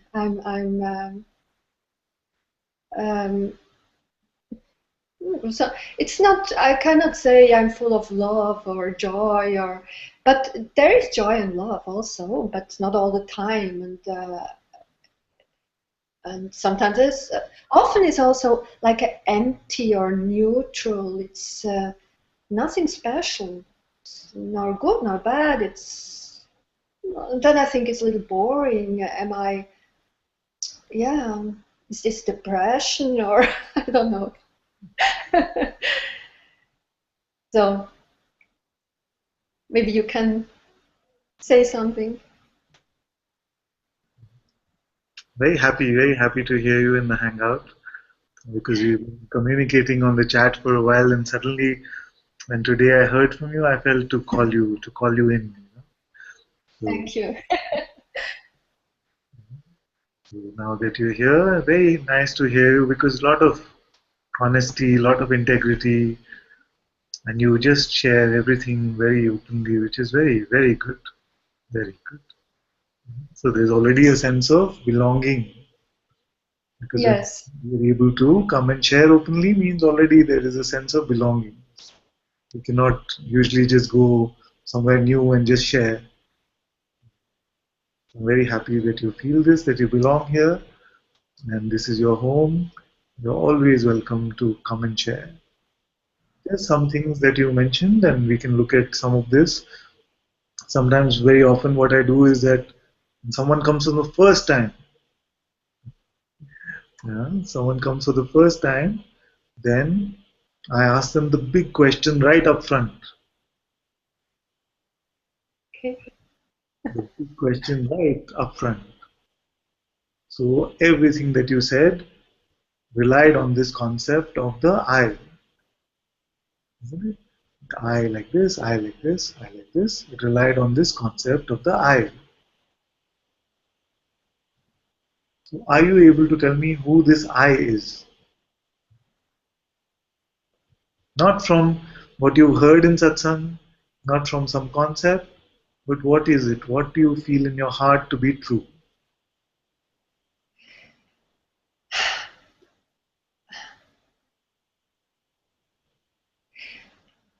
This I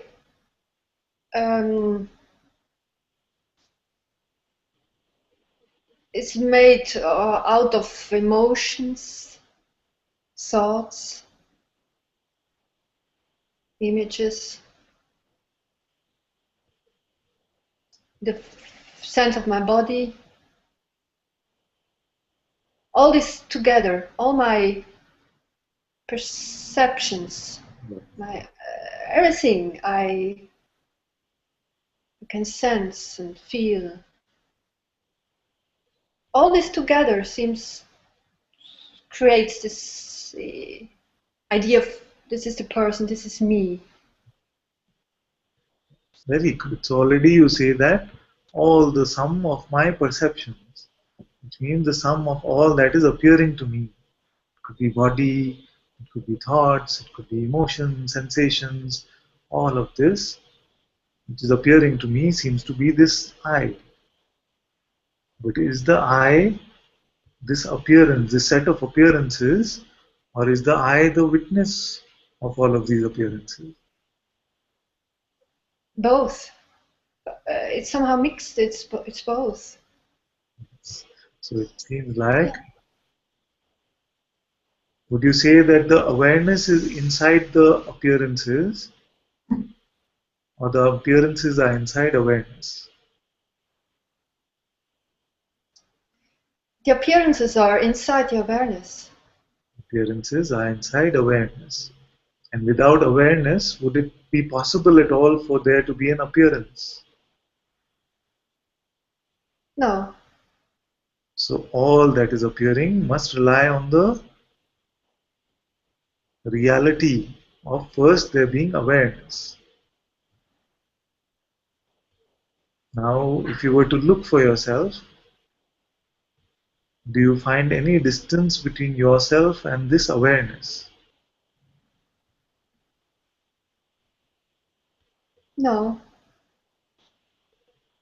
Do you find that any appearance, no matter what it might be, can have any effect on you as awareness? That's the point. So don't go back to past now. Just check. Check Yeah. now.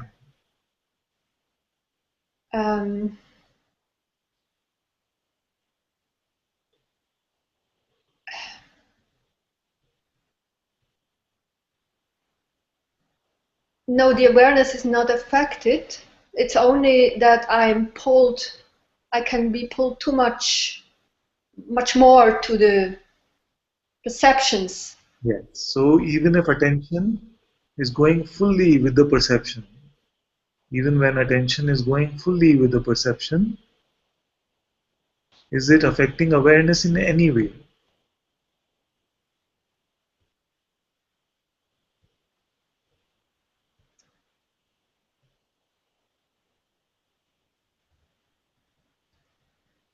No, but sometimes I don't feel I am aware, or I forget. I forget that I am awareness. I forget. Yeah, I'm lost in. Sometimes I'm lost in my thoughts and memories or emotions. Yes. But even through this state of forgetting and remembering again, forgetting and remembering again, is awareness touched?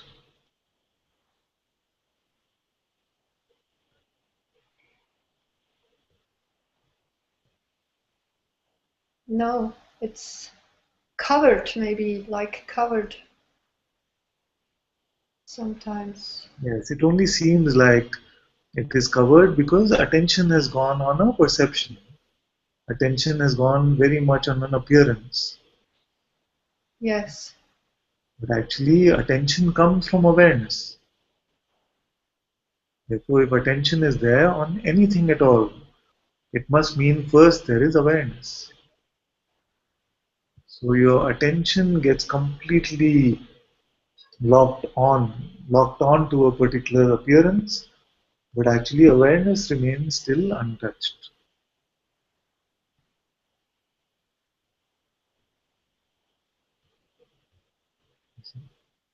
So even when you're deeply identified with the life of Stina, with what is happening in those appearances, actually as awareness, you have remained untouched through all of this.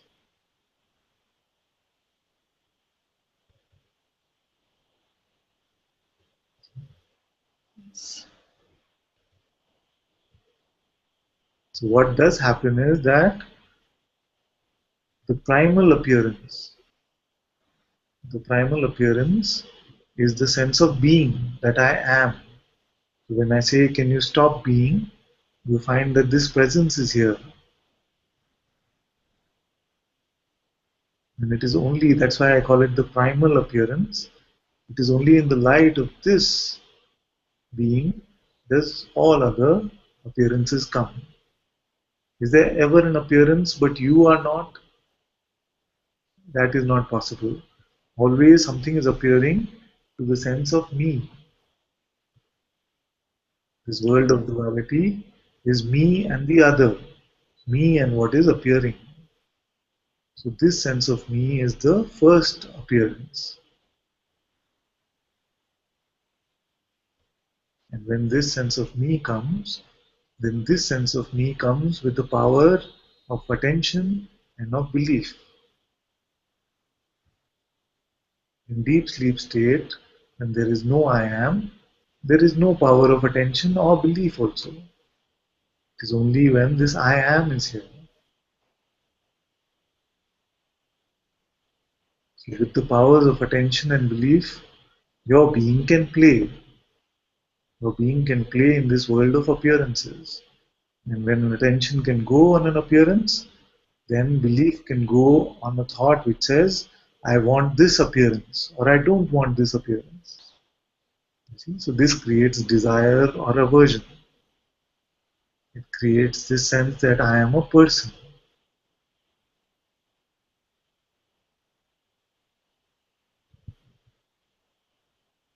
And now, if it is the truth that you want about what you are, all that is needed is to not give belief, not buy any concept from these thoughts. Then no appearance can bother you. Even the strongest emotion is given the space to pulsate inside you and to free, to go free from you.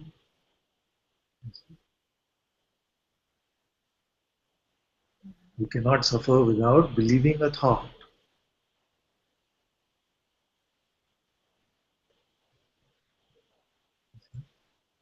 But through all of this game, you as awareness have stayed untouched, unmoved, unconcerned.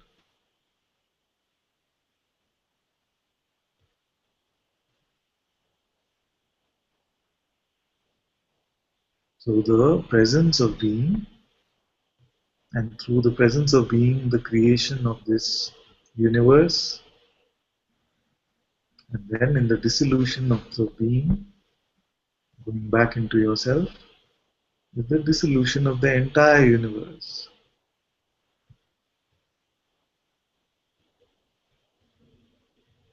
All of this play happening inside you. And you remain untouched. And you cannot suffer unless you pick up a thought to believe. And I can tell you that no thought is worth it. I sometimes I think when I don't follow the thoughts that trigger emotions, that this is a strategy of avoiding. It seems like this is a strategy of avoiding. Avoiding actually means to try and bring your attention away from the thought. That is when it can get repressed or some unnatural things can happen when we are trying to avoid it with our attention. But I don't say avoid it with your attention. I say let your attention also go to it, be completely open. Allow all thoughts to come.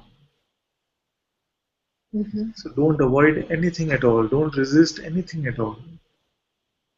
Let all thoughts, all emotions come. Just don't give it your belief. This is not avoiding, this is openness actually. It is the opposite of avoiding. Okay, I understand. Yeah, I understand. Yeah. Yes, I see. I was avoiding certain thoughts which were making me afraid, or yes. So we must not avoid anything. Be completely open. Let all thoughts come. Let all emotions come. And in this way you find that you are the invincible one. Nothing can actually hurt you. It is the fear itself which is stronger than the actual consequence of the thought.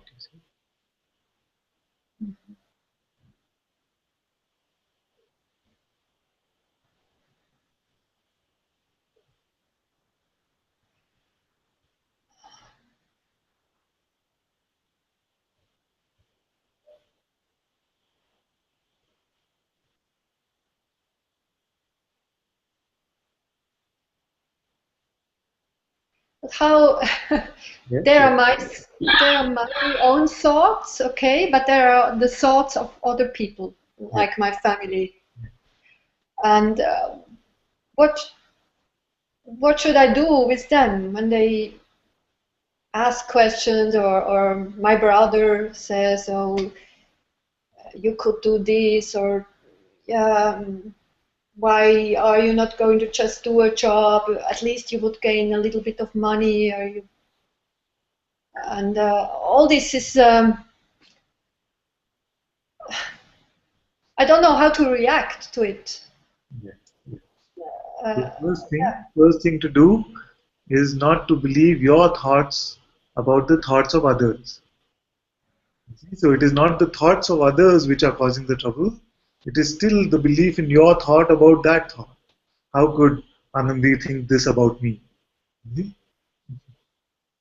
This is the thought. If I believe this thought, oh, how could my brother think this about me? That is what causes the trouble. So the trouble is also that I get very insecure and think, oh, maybe he's right. Maybe I should try, and it then makes a pressure. But when I listen inside, then I don't feel attracted. I don't feel motivated to do this. I would only do it to satisfy um, their I don't find the word in English. Expectations. yes.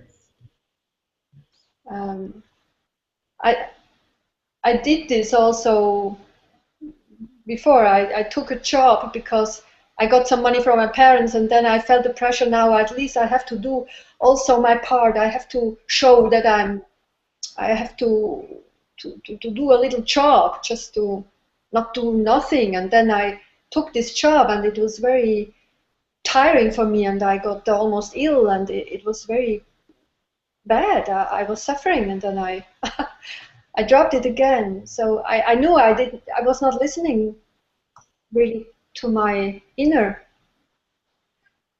Yeah. So Feeling can come that I am the doer, or it can come that I am the non-doer also. Actually, you are neither of these things.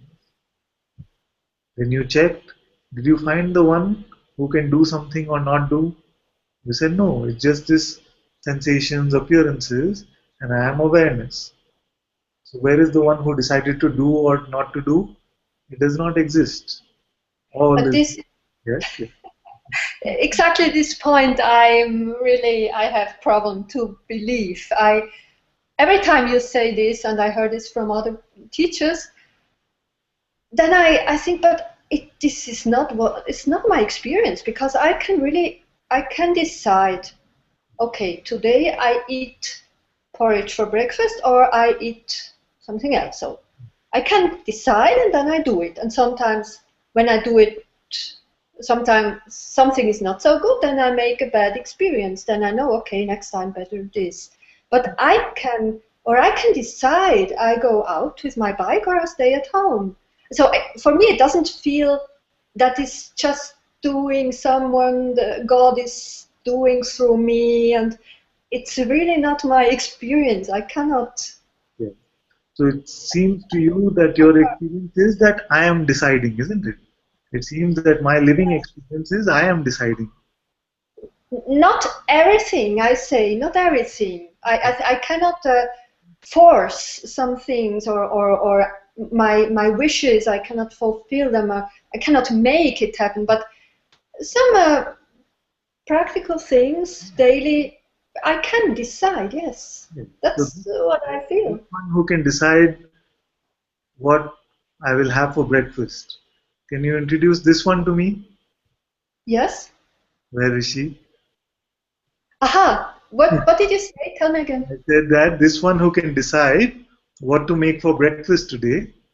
Can you Okay. introduce this one to me? Where is she? Um, it it feels it's my mind, the power of my mind, that makes an image of the breakfast. It's like it's in my mind, and then I can give them power, and then I will do it. It's like my mind can create certain things, somehow like this. Yes. So this bundle of thoughts which we call the mind, it can say you must do this, you must come to satsang, or you must not come to satsang. Like this, all these options can come. You see, who is the one who decides that this is the right option to choose? Okay, Where, this is yeah. where is the Stina who is deciding that this thought is right, I must do this, or this thought is wrong, I must not do this?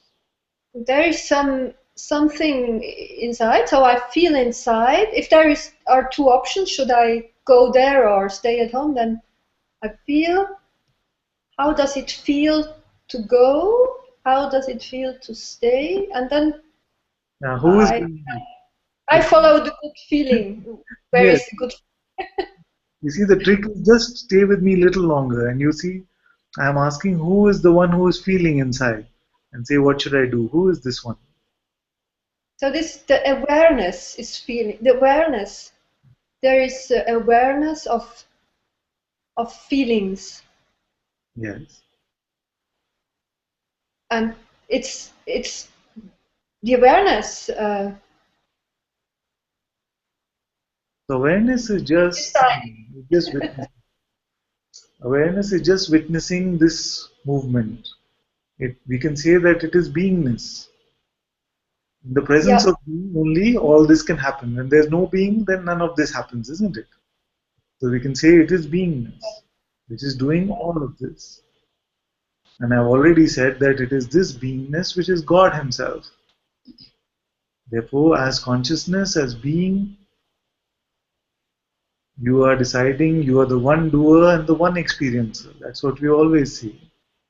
Mhm. But this being is not Stina, you see.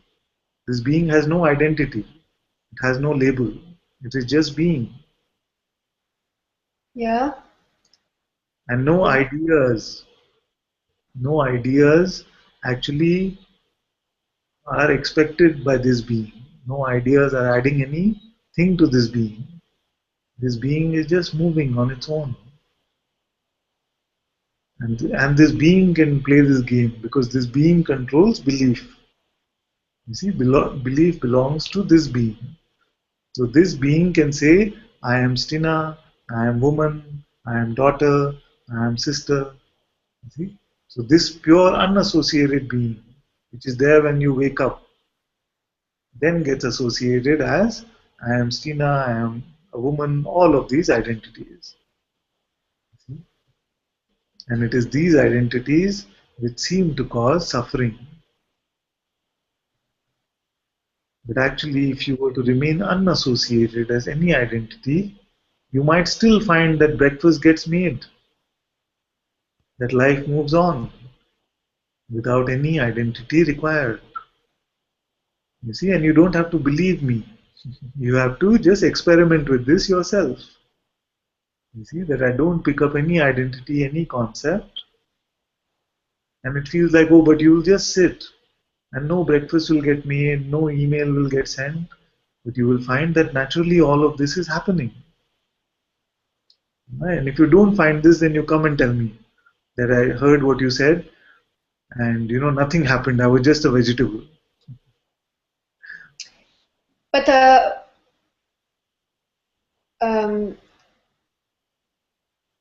I can see sometimes I'm pushing myself to do things like doing sport or some physical exercises, and I can see I'm pushing myself now. So this comes from the mind. Then it's an idea I should do, and then I force myself, and maybe I don't feel good after. So this is clearly coming from the mind. So is it possible that the doer can come from, the doer can be the being, but it can also really just come from the mind, and being is allowing to happen. This is allowing the mind to take to So when you check, you will find that the mind in itself or a thought in itself has no power. The power comes from belief, which is given by being. So whatever, there could be 100 thoughts, but the one that gets your belief seems to become the powerful one. So this power is exactly what we say is our power to pretend. God pretending to be a person is this power of belief. So when a thought comes that I must do this, consciousness has the power to give this thought belief. And then this thought seems to become strong. And it seems to say that I as a person, I am doing this or I must do this. But actually still no person is found, isn't it?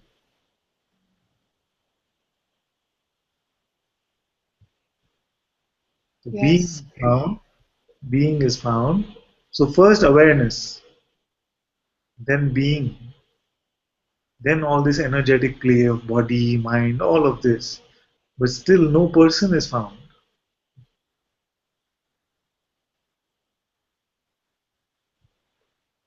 So when I don't follow my thought and I don't give power to my ideas, what I should do, then my life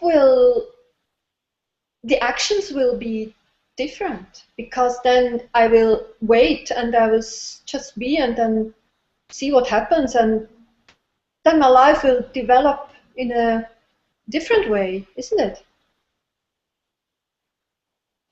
As if when I give power to my thoughts, it's different.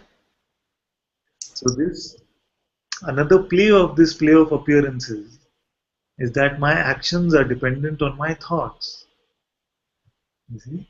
And it feels very natural to you right now. I can understand that you feel, okay, it is because I believe this thought that I must make breakfast, therefore I went and made breakfast.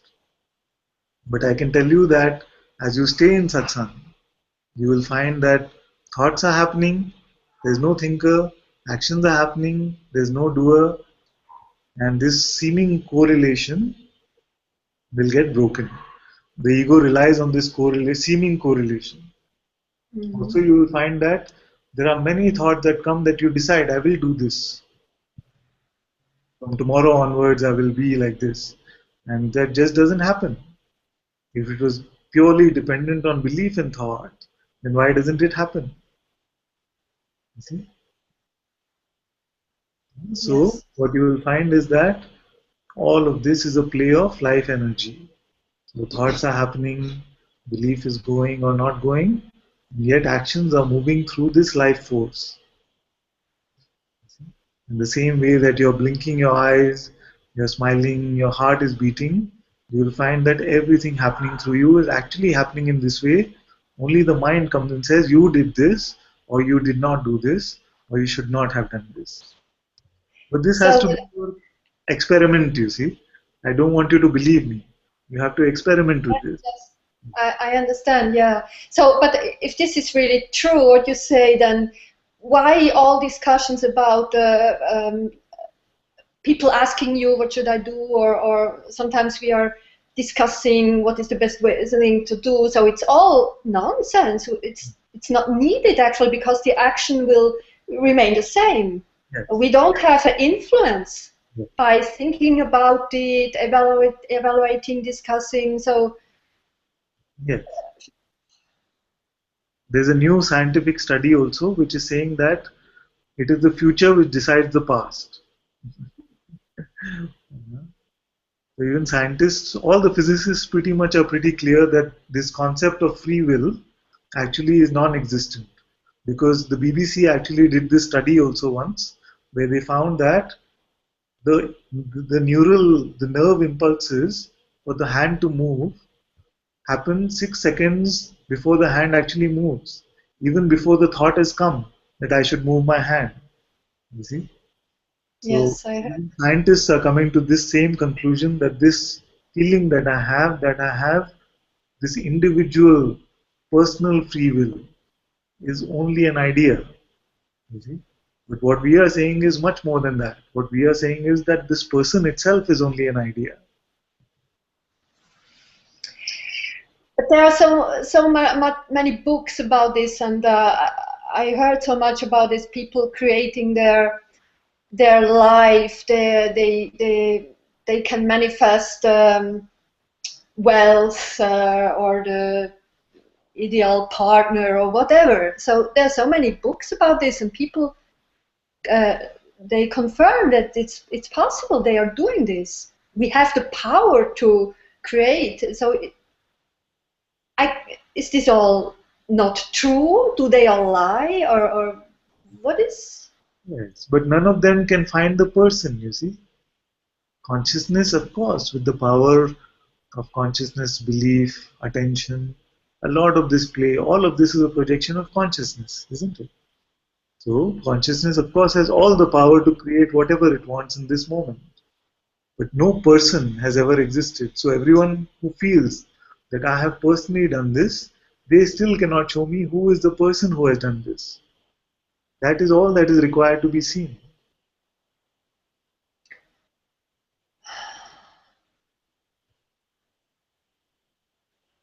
So suppose I had the power to manifest anything I wanted. Yeah? Then the mind comes and says, okay, manifest a beautiful garden. Whose idea was this?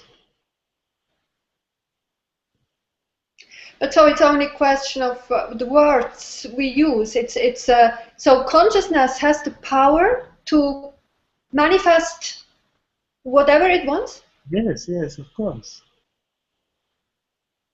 Of course, all of this is a continuous play of consciousness itself. All of this is already a projection, a manifestation of consciousness.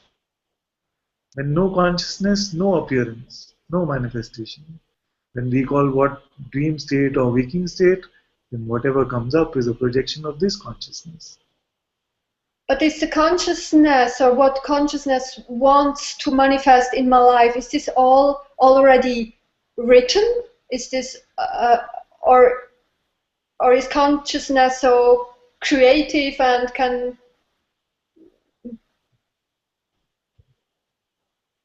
I have. See, there's still a subtle concept over there, which is saying consciousness is manifesting something in my life. Actually, it is consciousness's life. There is no mind. And once this will become clear, then the rest will follow. And then you will see that time and space also are projections of consciousness. For consciousness, time means nothing. So whether already written or not written means nothing to consciousness. Because time also comes from within consciousness. The only trouble is this concept of the me. Who is this me which says my life, which consciousness is projecting? You can say I am this consciousness itself. Or you can say I am the awareness which is aware even of this consciousness, of the play of consciousness. You can say I am the pure seeing or I am the pure being. But you cannot truly say I am a person.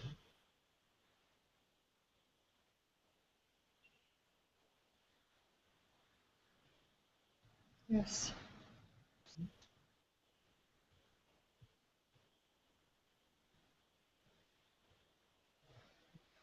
I love these contemplations very much. Very much I enjoy. I can feel, it's still not really Yeah. clear or believing. I could continue now to discuss, but I know it's now we let it. You can experiment some more with this and you can keep reporting your findings, and I would love to take this forward actually. Thank you very much. Thank you so much. Thank you. I appreciate a lot your satsang. Thank you so Thank much. you. I appreciate you being here. Thank you so much.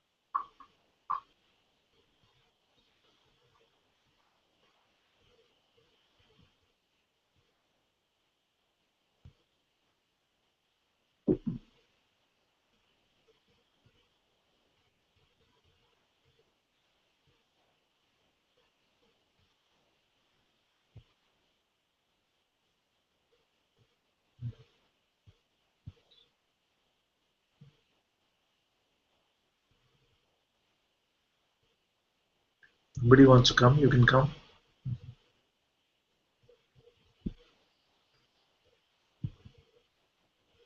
Namaste, Father. Hey, my dear.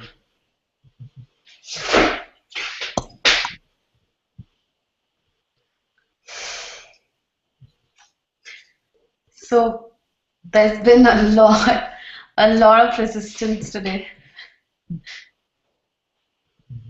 I almost, the moment I came onto the hangout, it was like I was having like a stomach ache and really queasy feeling.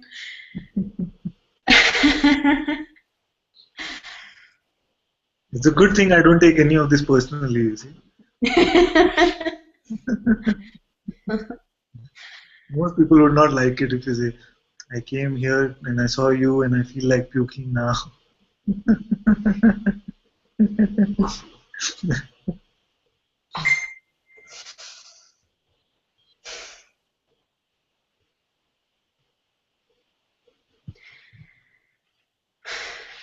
Father, it seems that, joining satsang after a long time, like almost 15, 16 days, and you just feel that there's so much happens that you're just filled up again to be exposed and burnt here. And just a lot of stuff that Stina was also talking about. And more than that, the question comes that why does this, is it us as consciousness or what that manifests everything in our life for a lesson or just to push us closer to the truth? Or do these things get manifested with the belief and the thought that we give? Like, I don't know if you got the question. Yes, yes. But first, you must describe what is the difference between you and consciousness. Uh, it's it's just the belief again that I give to the person who is trying to live a life. Yes. And Even if you give the belief, does it actually create a person? Is there an entity called a person? no, it's not a person, but it's a imaginary something playing this whole play. You know, it seems like that there's something, obviously, you're seeing this whole thing, and this whole play is just your play, and there's actually nobody really existing. And the moment you give it a thought to some thought, the whole the appearances appear at that very moment to make you go through that experience. Like it's so frustrating to the point that you just feel that why can't you just stop this pretense of being this person? You know, it's like it's come to a point where everything is seen is such a play, and it is such a crazy play of affairs and of people feeling emotions and trying to get back at people with their emotions, and it just seems. But I also see myself behaving in a way which suddenly I'm surprised when I'm talking to somebody and something comes out of my mouth and I'm thinking, where did this come from? Like, did I really mean that or feel that? Or so I'm a little confused right now with the I had a chat on the phone the other day. Father, because How is that's very it? embarrassing. It's good, it's good. I'm just joking. No, because at that time, yeah, seriously, Father, because Who has taken Supriya's phone? because seriously, I had no clue what was happening. I had no clue of why I was made to behave like that or behaving like that or things are moving like that. There was there was nothing that I could think that I was doing to make it happen, but it was just happening. And it's not just this incident, because it's been just playing out like that. And when it plays out like that, you feel okay, so who's doing it? And then you say, okay, then I suddenly start to believe, is it this person or this belief that, oh, I am manifesting it because I believe in that thought? So, Father, that's where I'm getting so trapped, and it just boggles me down. It just kind of chains me up. Like, I actually feel like, there's just so much coming up to make me believe that I'm a person from all sides. Like, even for the last 1 week, I'm seeing this whole thing of being so sensitive towards the me, you know. Suddenly there are too many feelings and emotions that are emerging where, oh, you have done it, or somebody is saying something to somebody and it feels like, oh, somebody's pointing a finger to me. Like, that me is suddenly becoming so overpowering that I feel, did I even did anything like a satsang ever happen to me also? Like it just crazy because it's from all sides, from all fronts, like experiencing even as a mother too much of separation from my daughter because she had gone for a trip for 2 weeks and then we met up in Thailand for 3 days and then the moment we went to the airport for going to Bali for a family holiday, my daughter could not get the ticket because her passport was expiring in less than 6 months.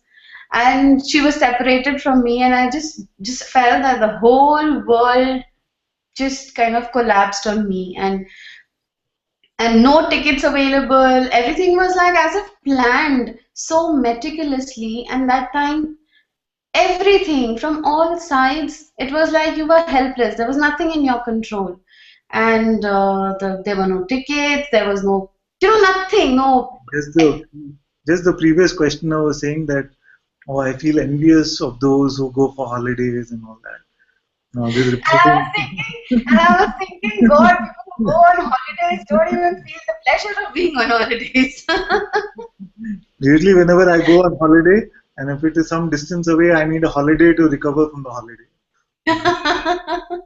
That's true. That's actually true because this holiday just brought about so much more to the surface, Father, that I was just witnessing everything that was happening, and I was witnessing the reactions that I give and the reactions that I give on purpose and the ones that just come out without my intention.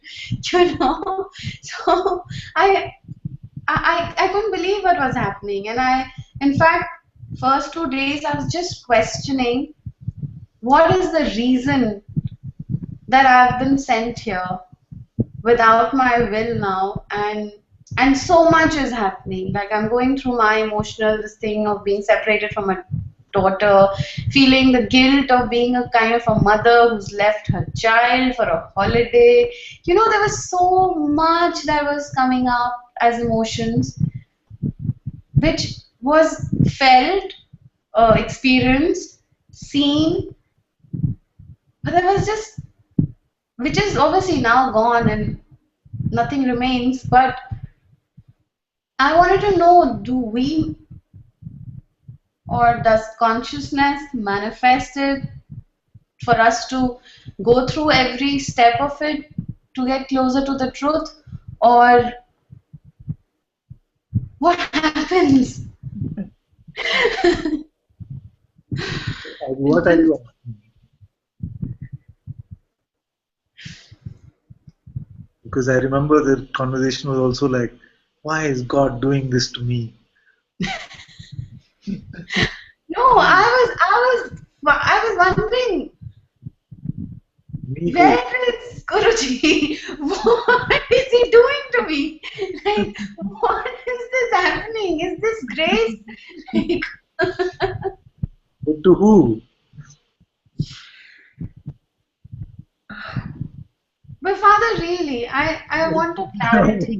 Yeah. No, I'm really asking. You cannot hold on to this me and say, tell me the truth. Either I can tell you the truth or you can hold on to the me.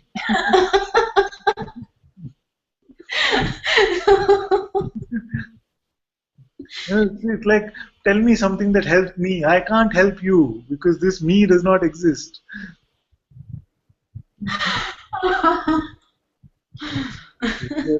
You're not helping right now. I want something for this me. I want to feel better. Tell me why God is doing this to me. So you pretend to be a Martian. Should I get some Martian food and feed it to you? Or what should I do?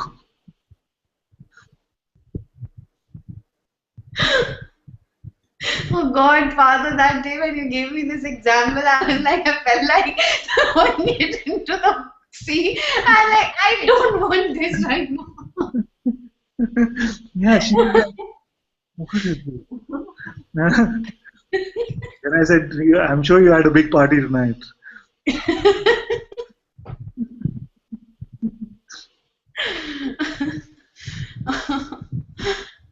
It's like the me says, don't tell me all this that I don't exist, just help me. want me to lie or you want me to tell the truth? Only the truth, Father. Okay. I just want to burn all this here. I know whatever I'm talking is all crap because I know it just does not exist. But I want to just clear my space right now. It is like it's just so much of delusion that I have held on to in these last 2 weeks that it's just overflowing. Yes, it's very good. In Satsang, you can come and just throw away all of this. You can expose all of this. And these kind of situations which take you away from Satsang serve the purpose of giving more fire to this imagined me. And then when this has been given something, the person feels, yes, yes, I've got somewhere now, there's this me. Now talk to me only as me. Now don't talk to me. So from the me, then you will not be able to see where is Guruji, where is God, or how anything is happening, you will not be able to see. So either you can hold the me or you can hold Guruji, which one you want.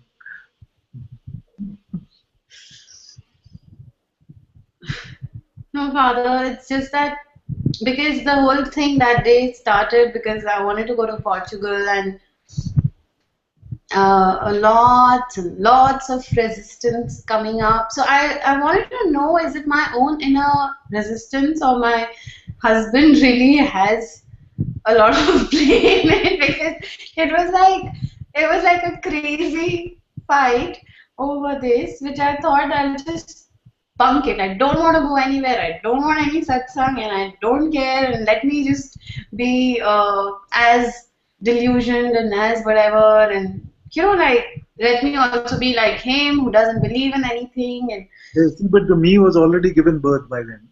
yeah. And Father, it's funny because I wrote a mail to Guruji, and in that whole space, I wrote a mail to him also. Well, at that time, did you write a mail to him? Yeah. Now I see that email. After I was chatting up with you, and I was like, okay, and I was still sitting by the beach, and so I just I read the thing that the retreat is already full, and it got full within like 20 minutes because I was still trying to follow the update of the retreat, and I got so disheartened and so unhappy that my whole time was wasted in just fighting with my husband, trying to convince him, and the retreat is. I mean, it's gone. It's not there anymore. So I wrote a mail to Guruji saying that I just wanted to be at your feet and I'm not able to, and there's so much of resistance, and now the retreat is full, and I want to see you. Maybe just make this happen for me or something like that. I don't even remember what I wrote because I really don't remember what I wrote. So just make some. Might have also written your son is not helping because he's saying how was the party instead of helping me. No, Father, then I don't know. Then just 5 days later, another retreat has opened up, and now tomorrow is the registration for that, and I don't know. I'm getting all sorts of fears now and all sorts of resistance. I don't know what's happening. Let's do one thing. The next 1 minute, you can find what you might discover at the end of the retreat. So you find that now, and then whether the retreat happens or not is all up to God.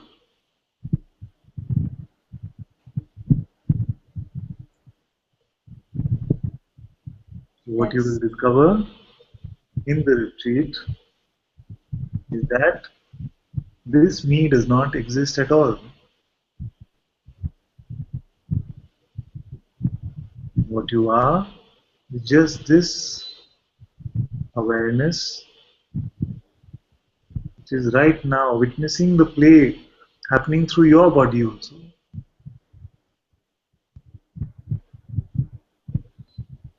And this witnessing cannot relate to any story.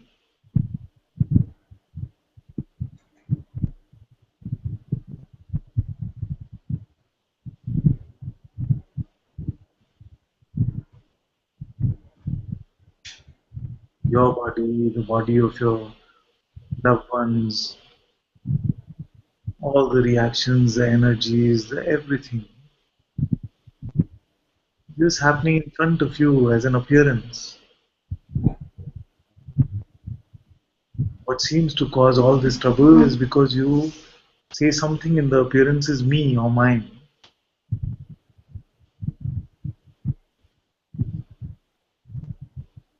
But nothing in the appearance can ever become you. And it's best not to call anything in the appearance mine, because everything in the appearance comes and goes. When you call it mine, then it is bound to lead to suffering. Right now, you are already that. Why do you want to go here and there? What are you looking for?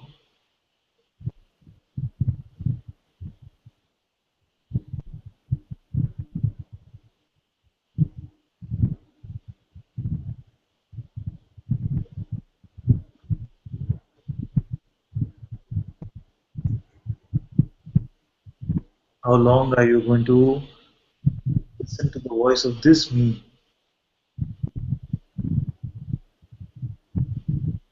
It is bringing you no joy, no peace.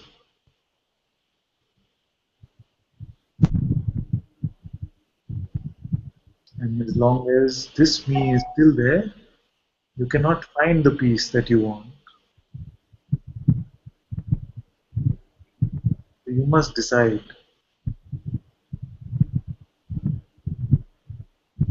Do you want me or you want the truth? The me can never have the truth.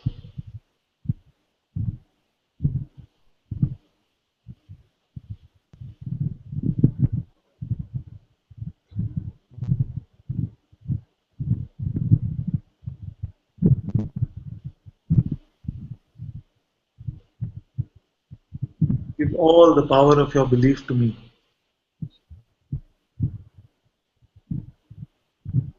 Then you cannot misuse it. You will not misuse it to conjure up any ideas about yourself.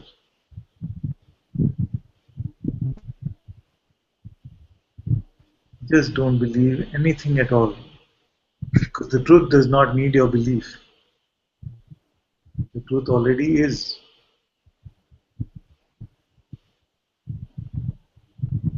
So it is only the false ideas, false notions, which are trying to convince you that I am meaningful, I am useful to you. Please believe me. You just say, I have no belief left. All my belief has been given to my Father.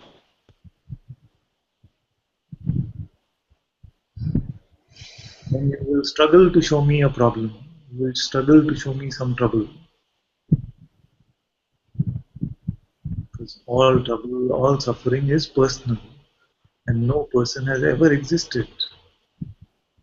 And you have seen this for yourself.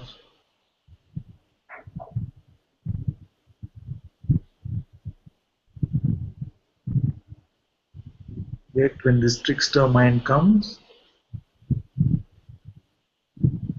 something gives it meaning. Now you stop.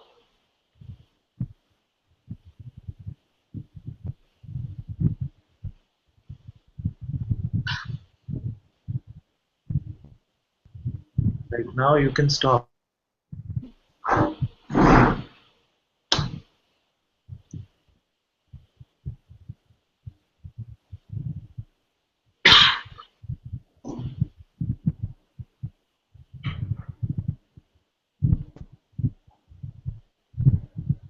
That is all that has happened to those that you call sages. They stop. You can too.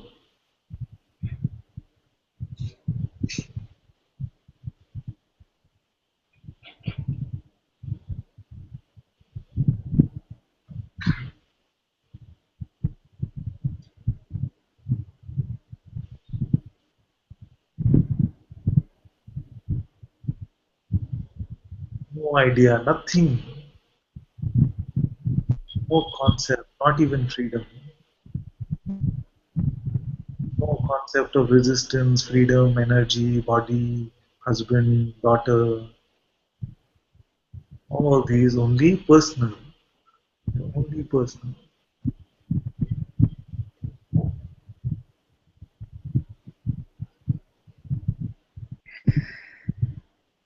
If you're truly surrendered, if you truly call Guruji, Guruji, if you truly call me Father, then you stop.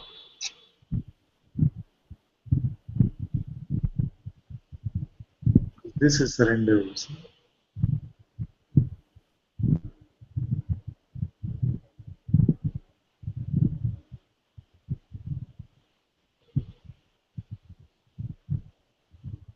No thought is stronger than the holiness of your being.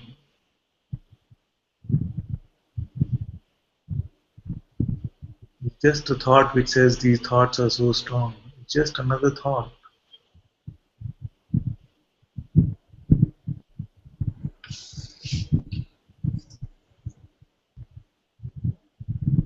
No energy is stronger than you. Nothing can actually touch you.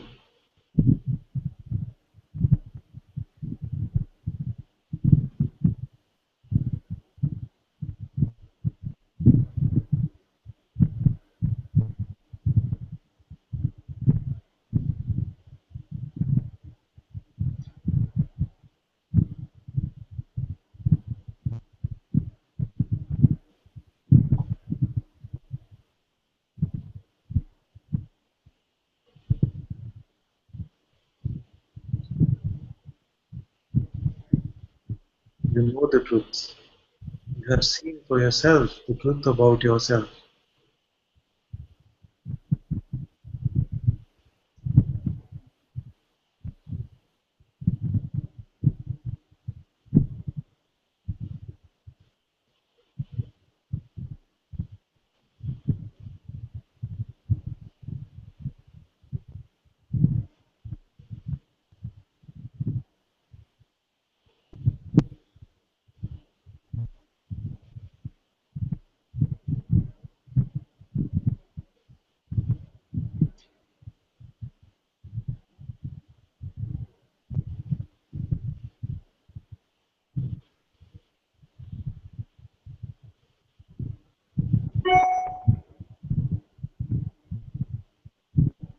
Nothing needed to be done. Nowhere you need to go.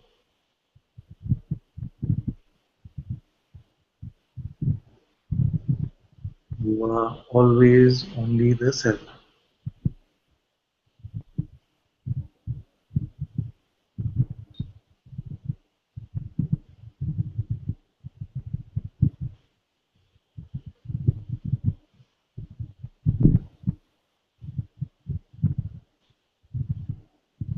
Now, when you look clearly, you see that there never was this me.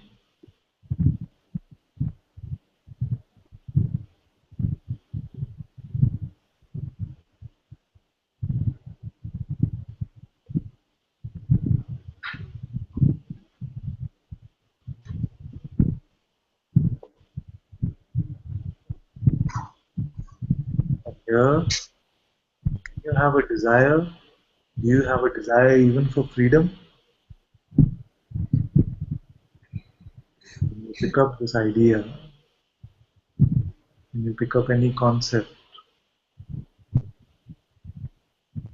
then you give birth to the me.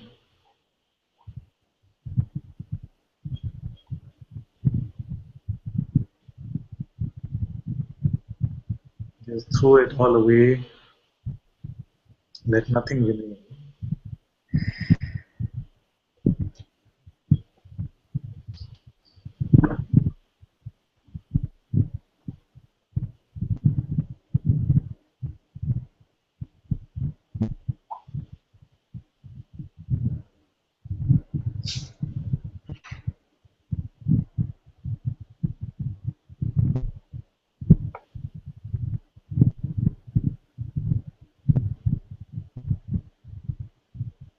There is nobody there to resist life.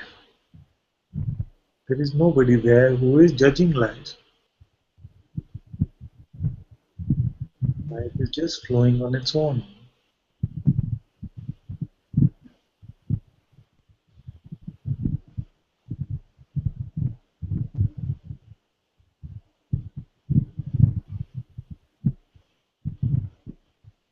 This is your truth.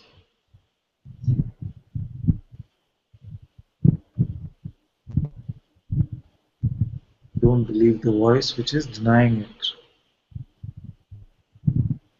Because I already know that you are the self.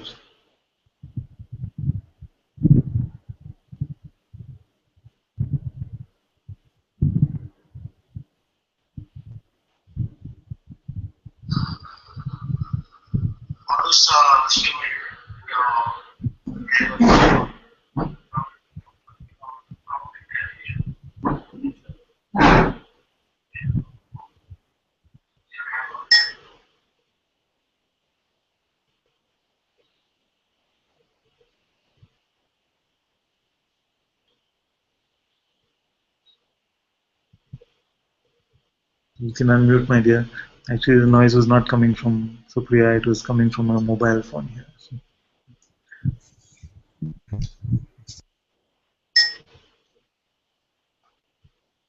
You can unmute.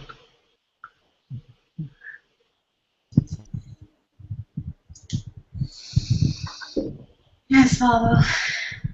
Just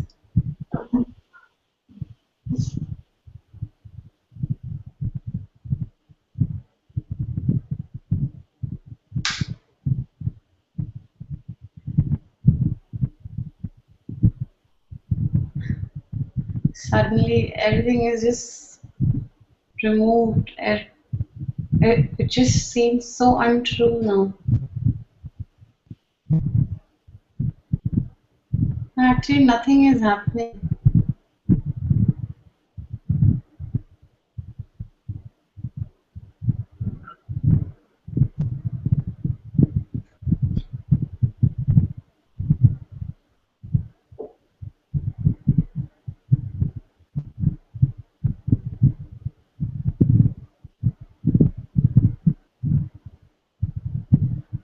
The life of the me is a very fearful, miserable life.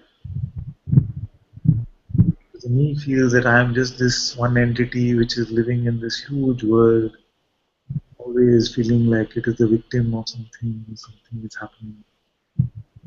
You were never this.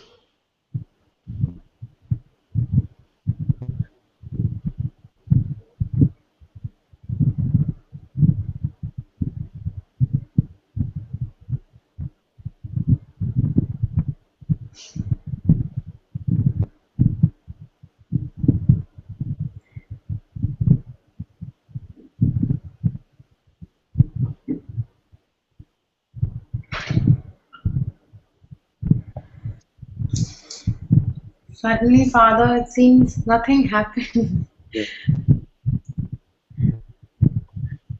Welcome to my world. Nothing ever happens actually.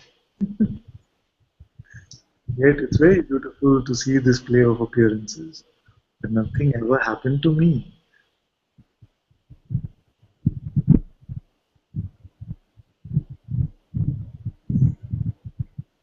And it's all just a matter of the belief in the me that suddenly takes you out right now. It's like feeling misery. Suddenly nothing. No misery, no suffering can survive unless you're feeding the me with your belief.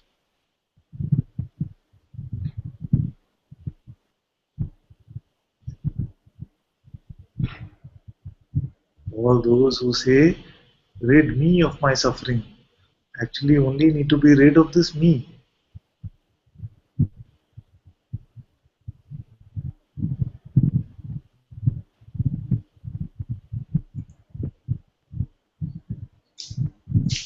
Thank you, Father. Always welcome, dear. Thank you. surrendering all my belief to you, as you asked. I think that's, I don't want to lead this truth. Very good.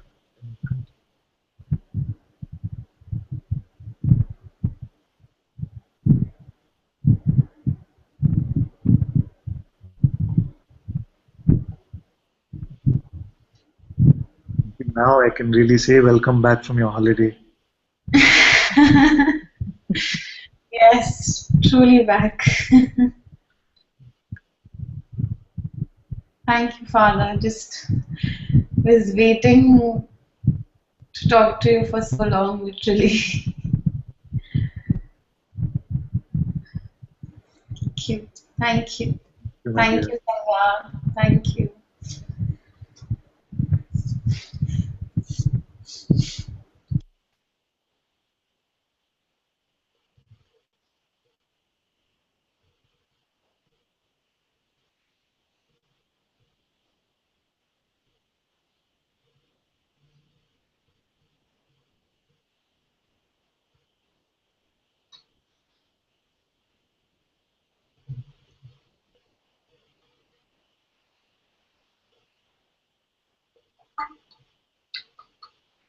Florentina would like to come up. You can come, my dear. Hello, Father. Can't hear you very well. I heard I love you. Even if you didn't say it, I love you too. My internet connection is not so good. Can you hear me now? Better now, yes. Okay, good. I hold the mic close.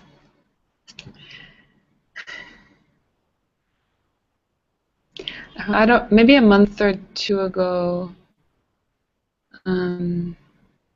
this question of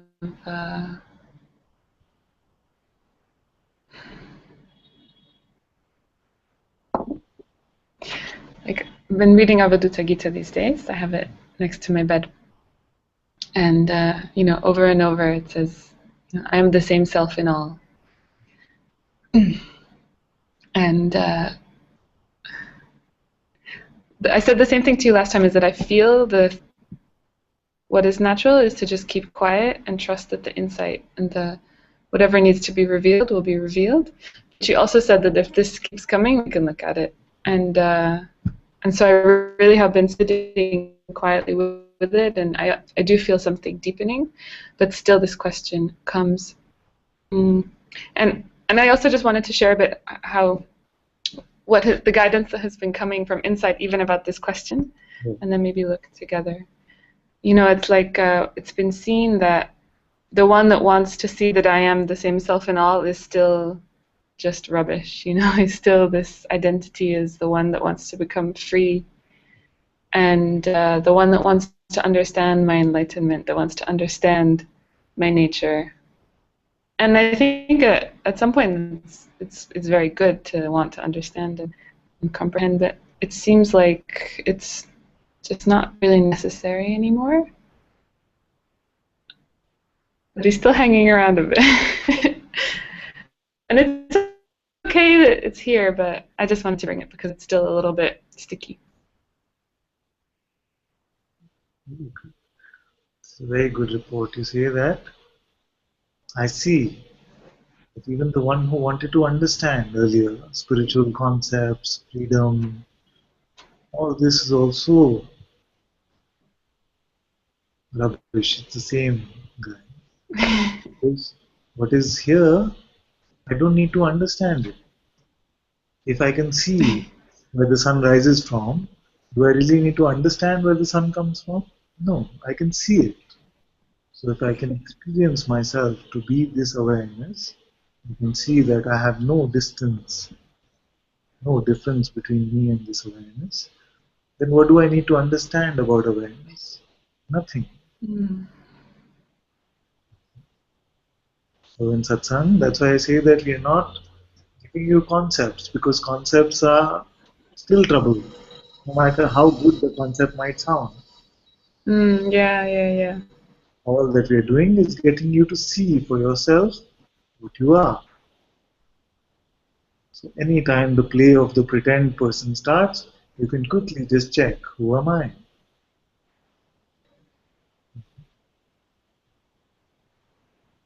Then with this checking, it becomes completely clear that no person ever existed here.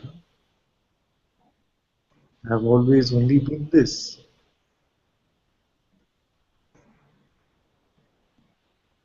And this is not an understanding. Well, there's It is something. not a conceptual way.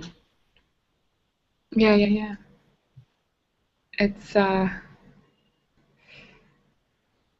It's getting harder and harder to put things in words, you know. But I think it's the same sticky guy, but I just want to speak it. I also want to. It's like there is something that wants to continue with being vigilant, you know, and really not missing opportunities to look and to see and to confirm. But I don't know. Even this is seen, but it feels it's like really just letting go into the free fall, I guess. Just trusting that you know. I feel earlier it's trusting like, oh, okay, my life will be taken care of, my food, my house, these needs will be taken care of, my relationships will be taken care of, and now it's very much like coming home also. It's not even in my control. It's nothing. It's just happening. Because the sense,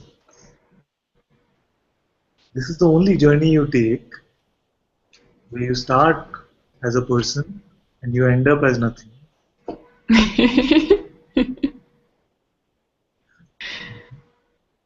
So for you, this is very freeing to hear. Some others, this might be a scary thought, but it's okay. That's also your satsang. In fact, it is this journey.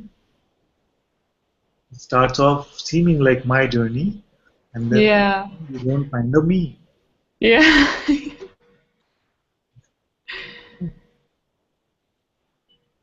So then you will, like you already said, so much trouble just coming up with some words to speak. Yeah. Don't have any me at all. Don't pick up this idea of me. What journey, where to go, where to fall.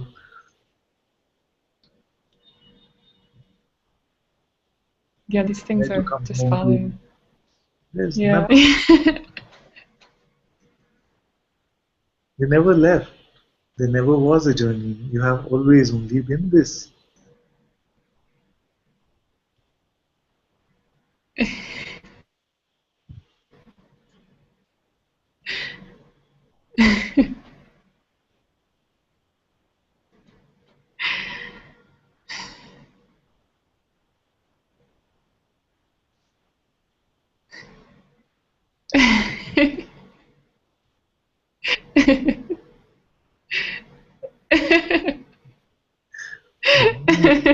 Now when you read the scriptures, you read them like they're kindergarten books. The scripture. No, it's just kindergarten stuff.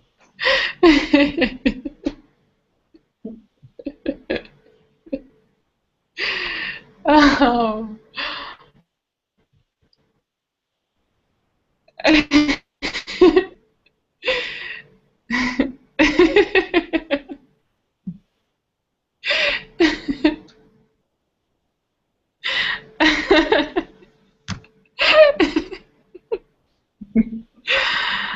Oh my God.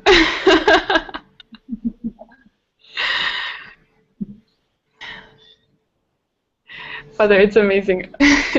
It's so I just feel to share for the joy of it, you know. Like I'm in Bangladesh at the moment for 2 weeks just to do some work and earn a bit of money. Yeah. And before it was like each time I would leave Sahaja, I was like ready to evaluate my progress back in the world, you know, and to see like what things I would still get stuck on and oh yeah, okay, so still like this. That Your internet is freezing up quite a bit, my dear. it's just like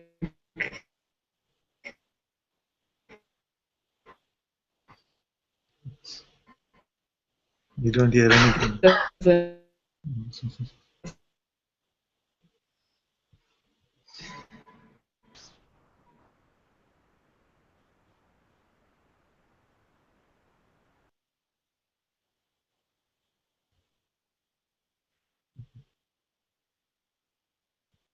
Might have to reconnect because we don't hear. I'm not sure whether you hear. The picture is frozen and no audio is coming.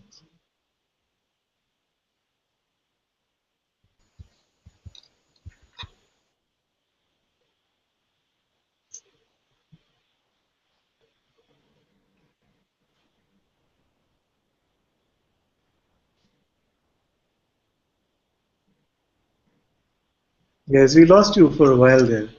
Your video was frozen and your audio was not coming through at all. Okay, I'm here now though. I think I can hear you well. Yeah.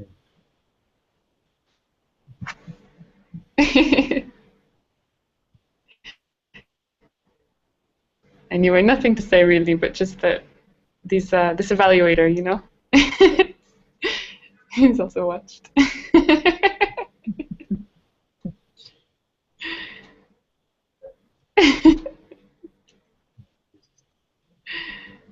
So happy, so many beautiful, beautiful reports today. You said you're in Bangladesh for a couple of weeks. Yeah. And you know, Father, what's amazing I share is the work I do here is actually very beautiful. It's with working with farmers organizations, and we're doing like some trainings and workshops, and I'm helping design these things. And in all of these, we put like energizers, no? Yeah. So one of the things that we've done is actually taken laughing yoga and adapted it to the context, and so now it's being done also here. It's just so beautiful. We have the managing director of Laughing Yoga with us. You know, Amba is the... Say again? We have the managing director of Laughing Yoga worldwide. Oh, no. Amba is here. Amba does some Laughing Yoga as well. Oh, nice. I remember reading her designation, managing director at Laughter Yoga or something.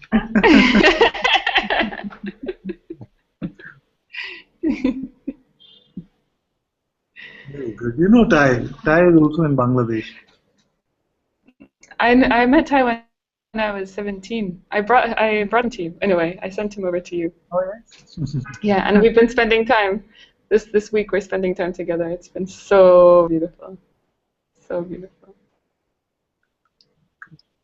Give him all my love as well. Give him a big hug from me. Yes, I will. I'm sure he's watching now anyway, but I will also. So beautiful.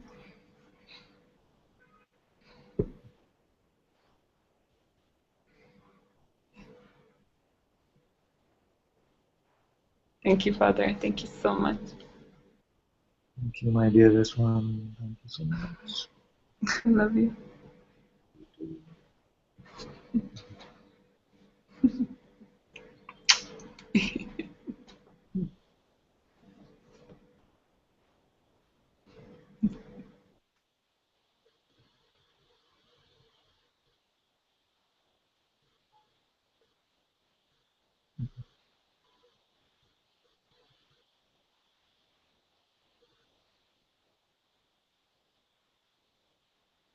Okay, my loves, I have to run off a little bit early because I have a meeting right after this.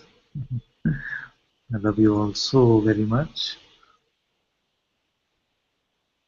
Thank you all so much for being in Satsang today. Sadhguru Shri Mujiji ki Jai. Sadhguru Shri Ananta ji. Jai. Jai. Jai. Jai.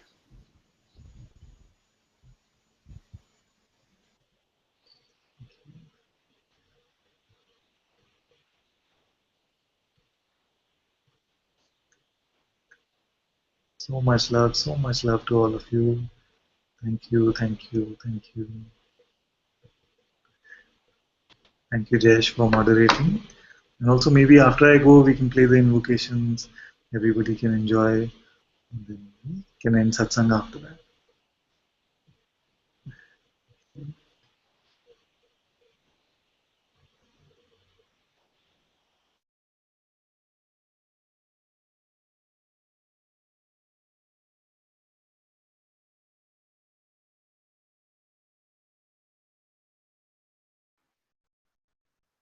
Gurur Brahma, Gurur Vishnu, Gurur Devo Maheshwara, Gurur Sakshat Para Brahma, Tasmai Shri Gurave Namaha.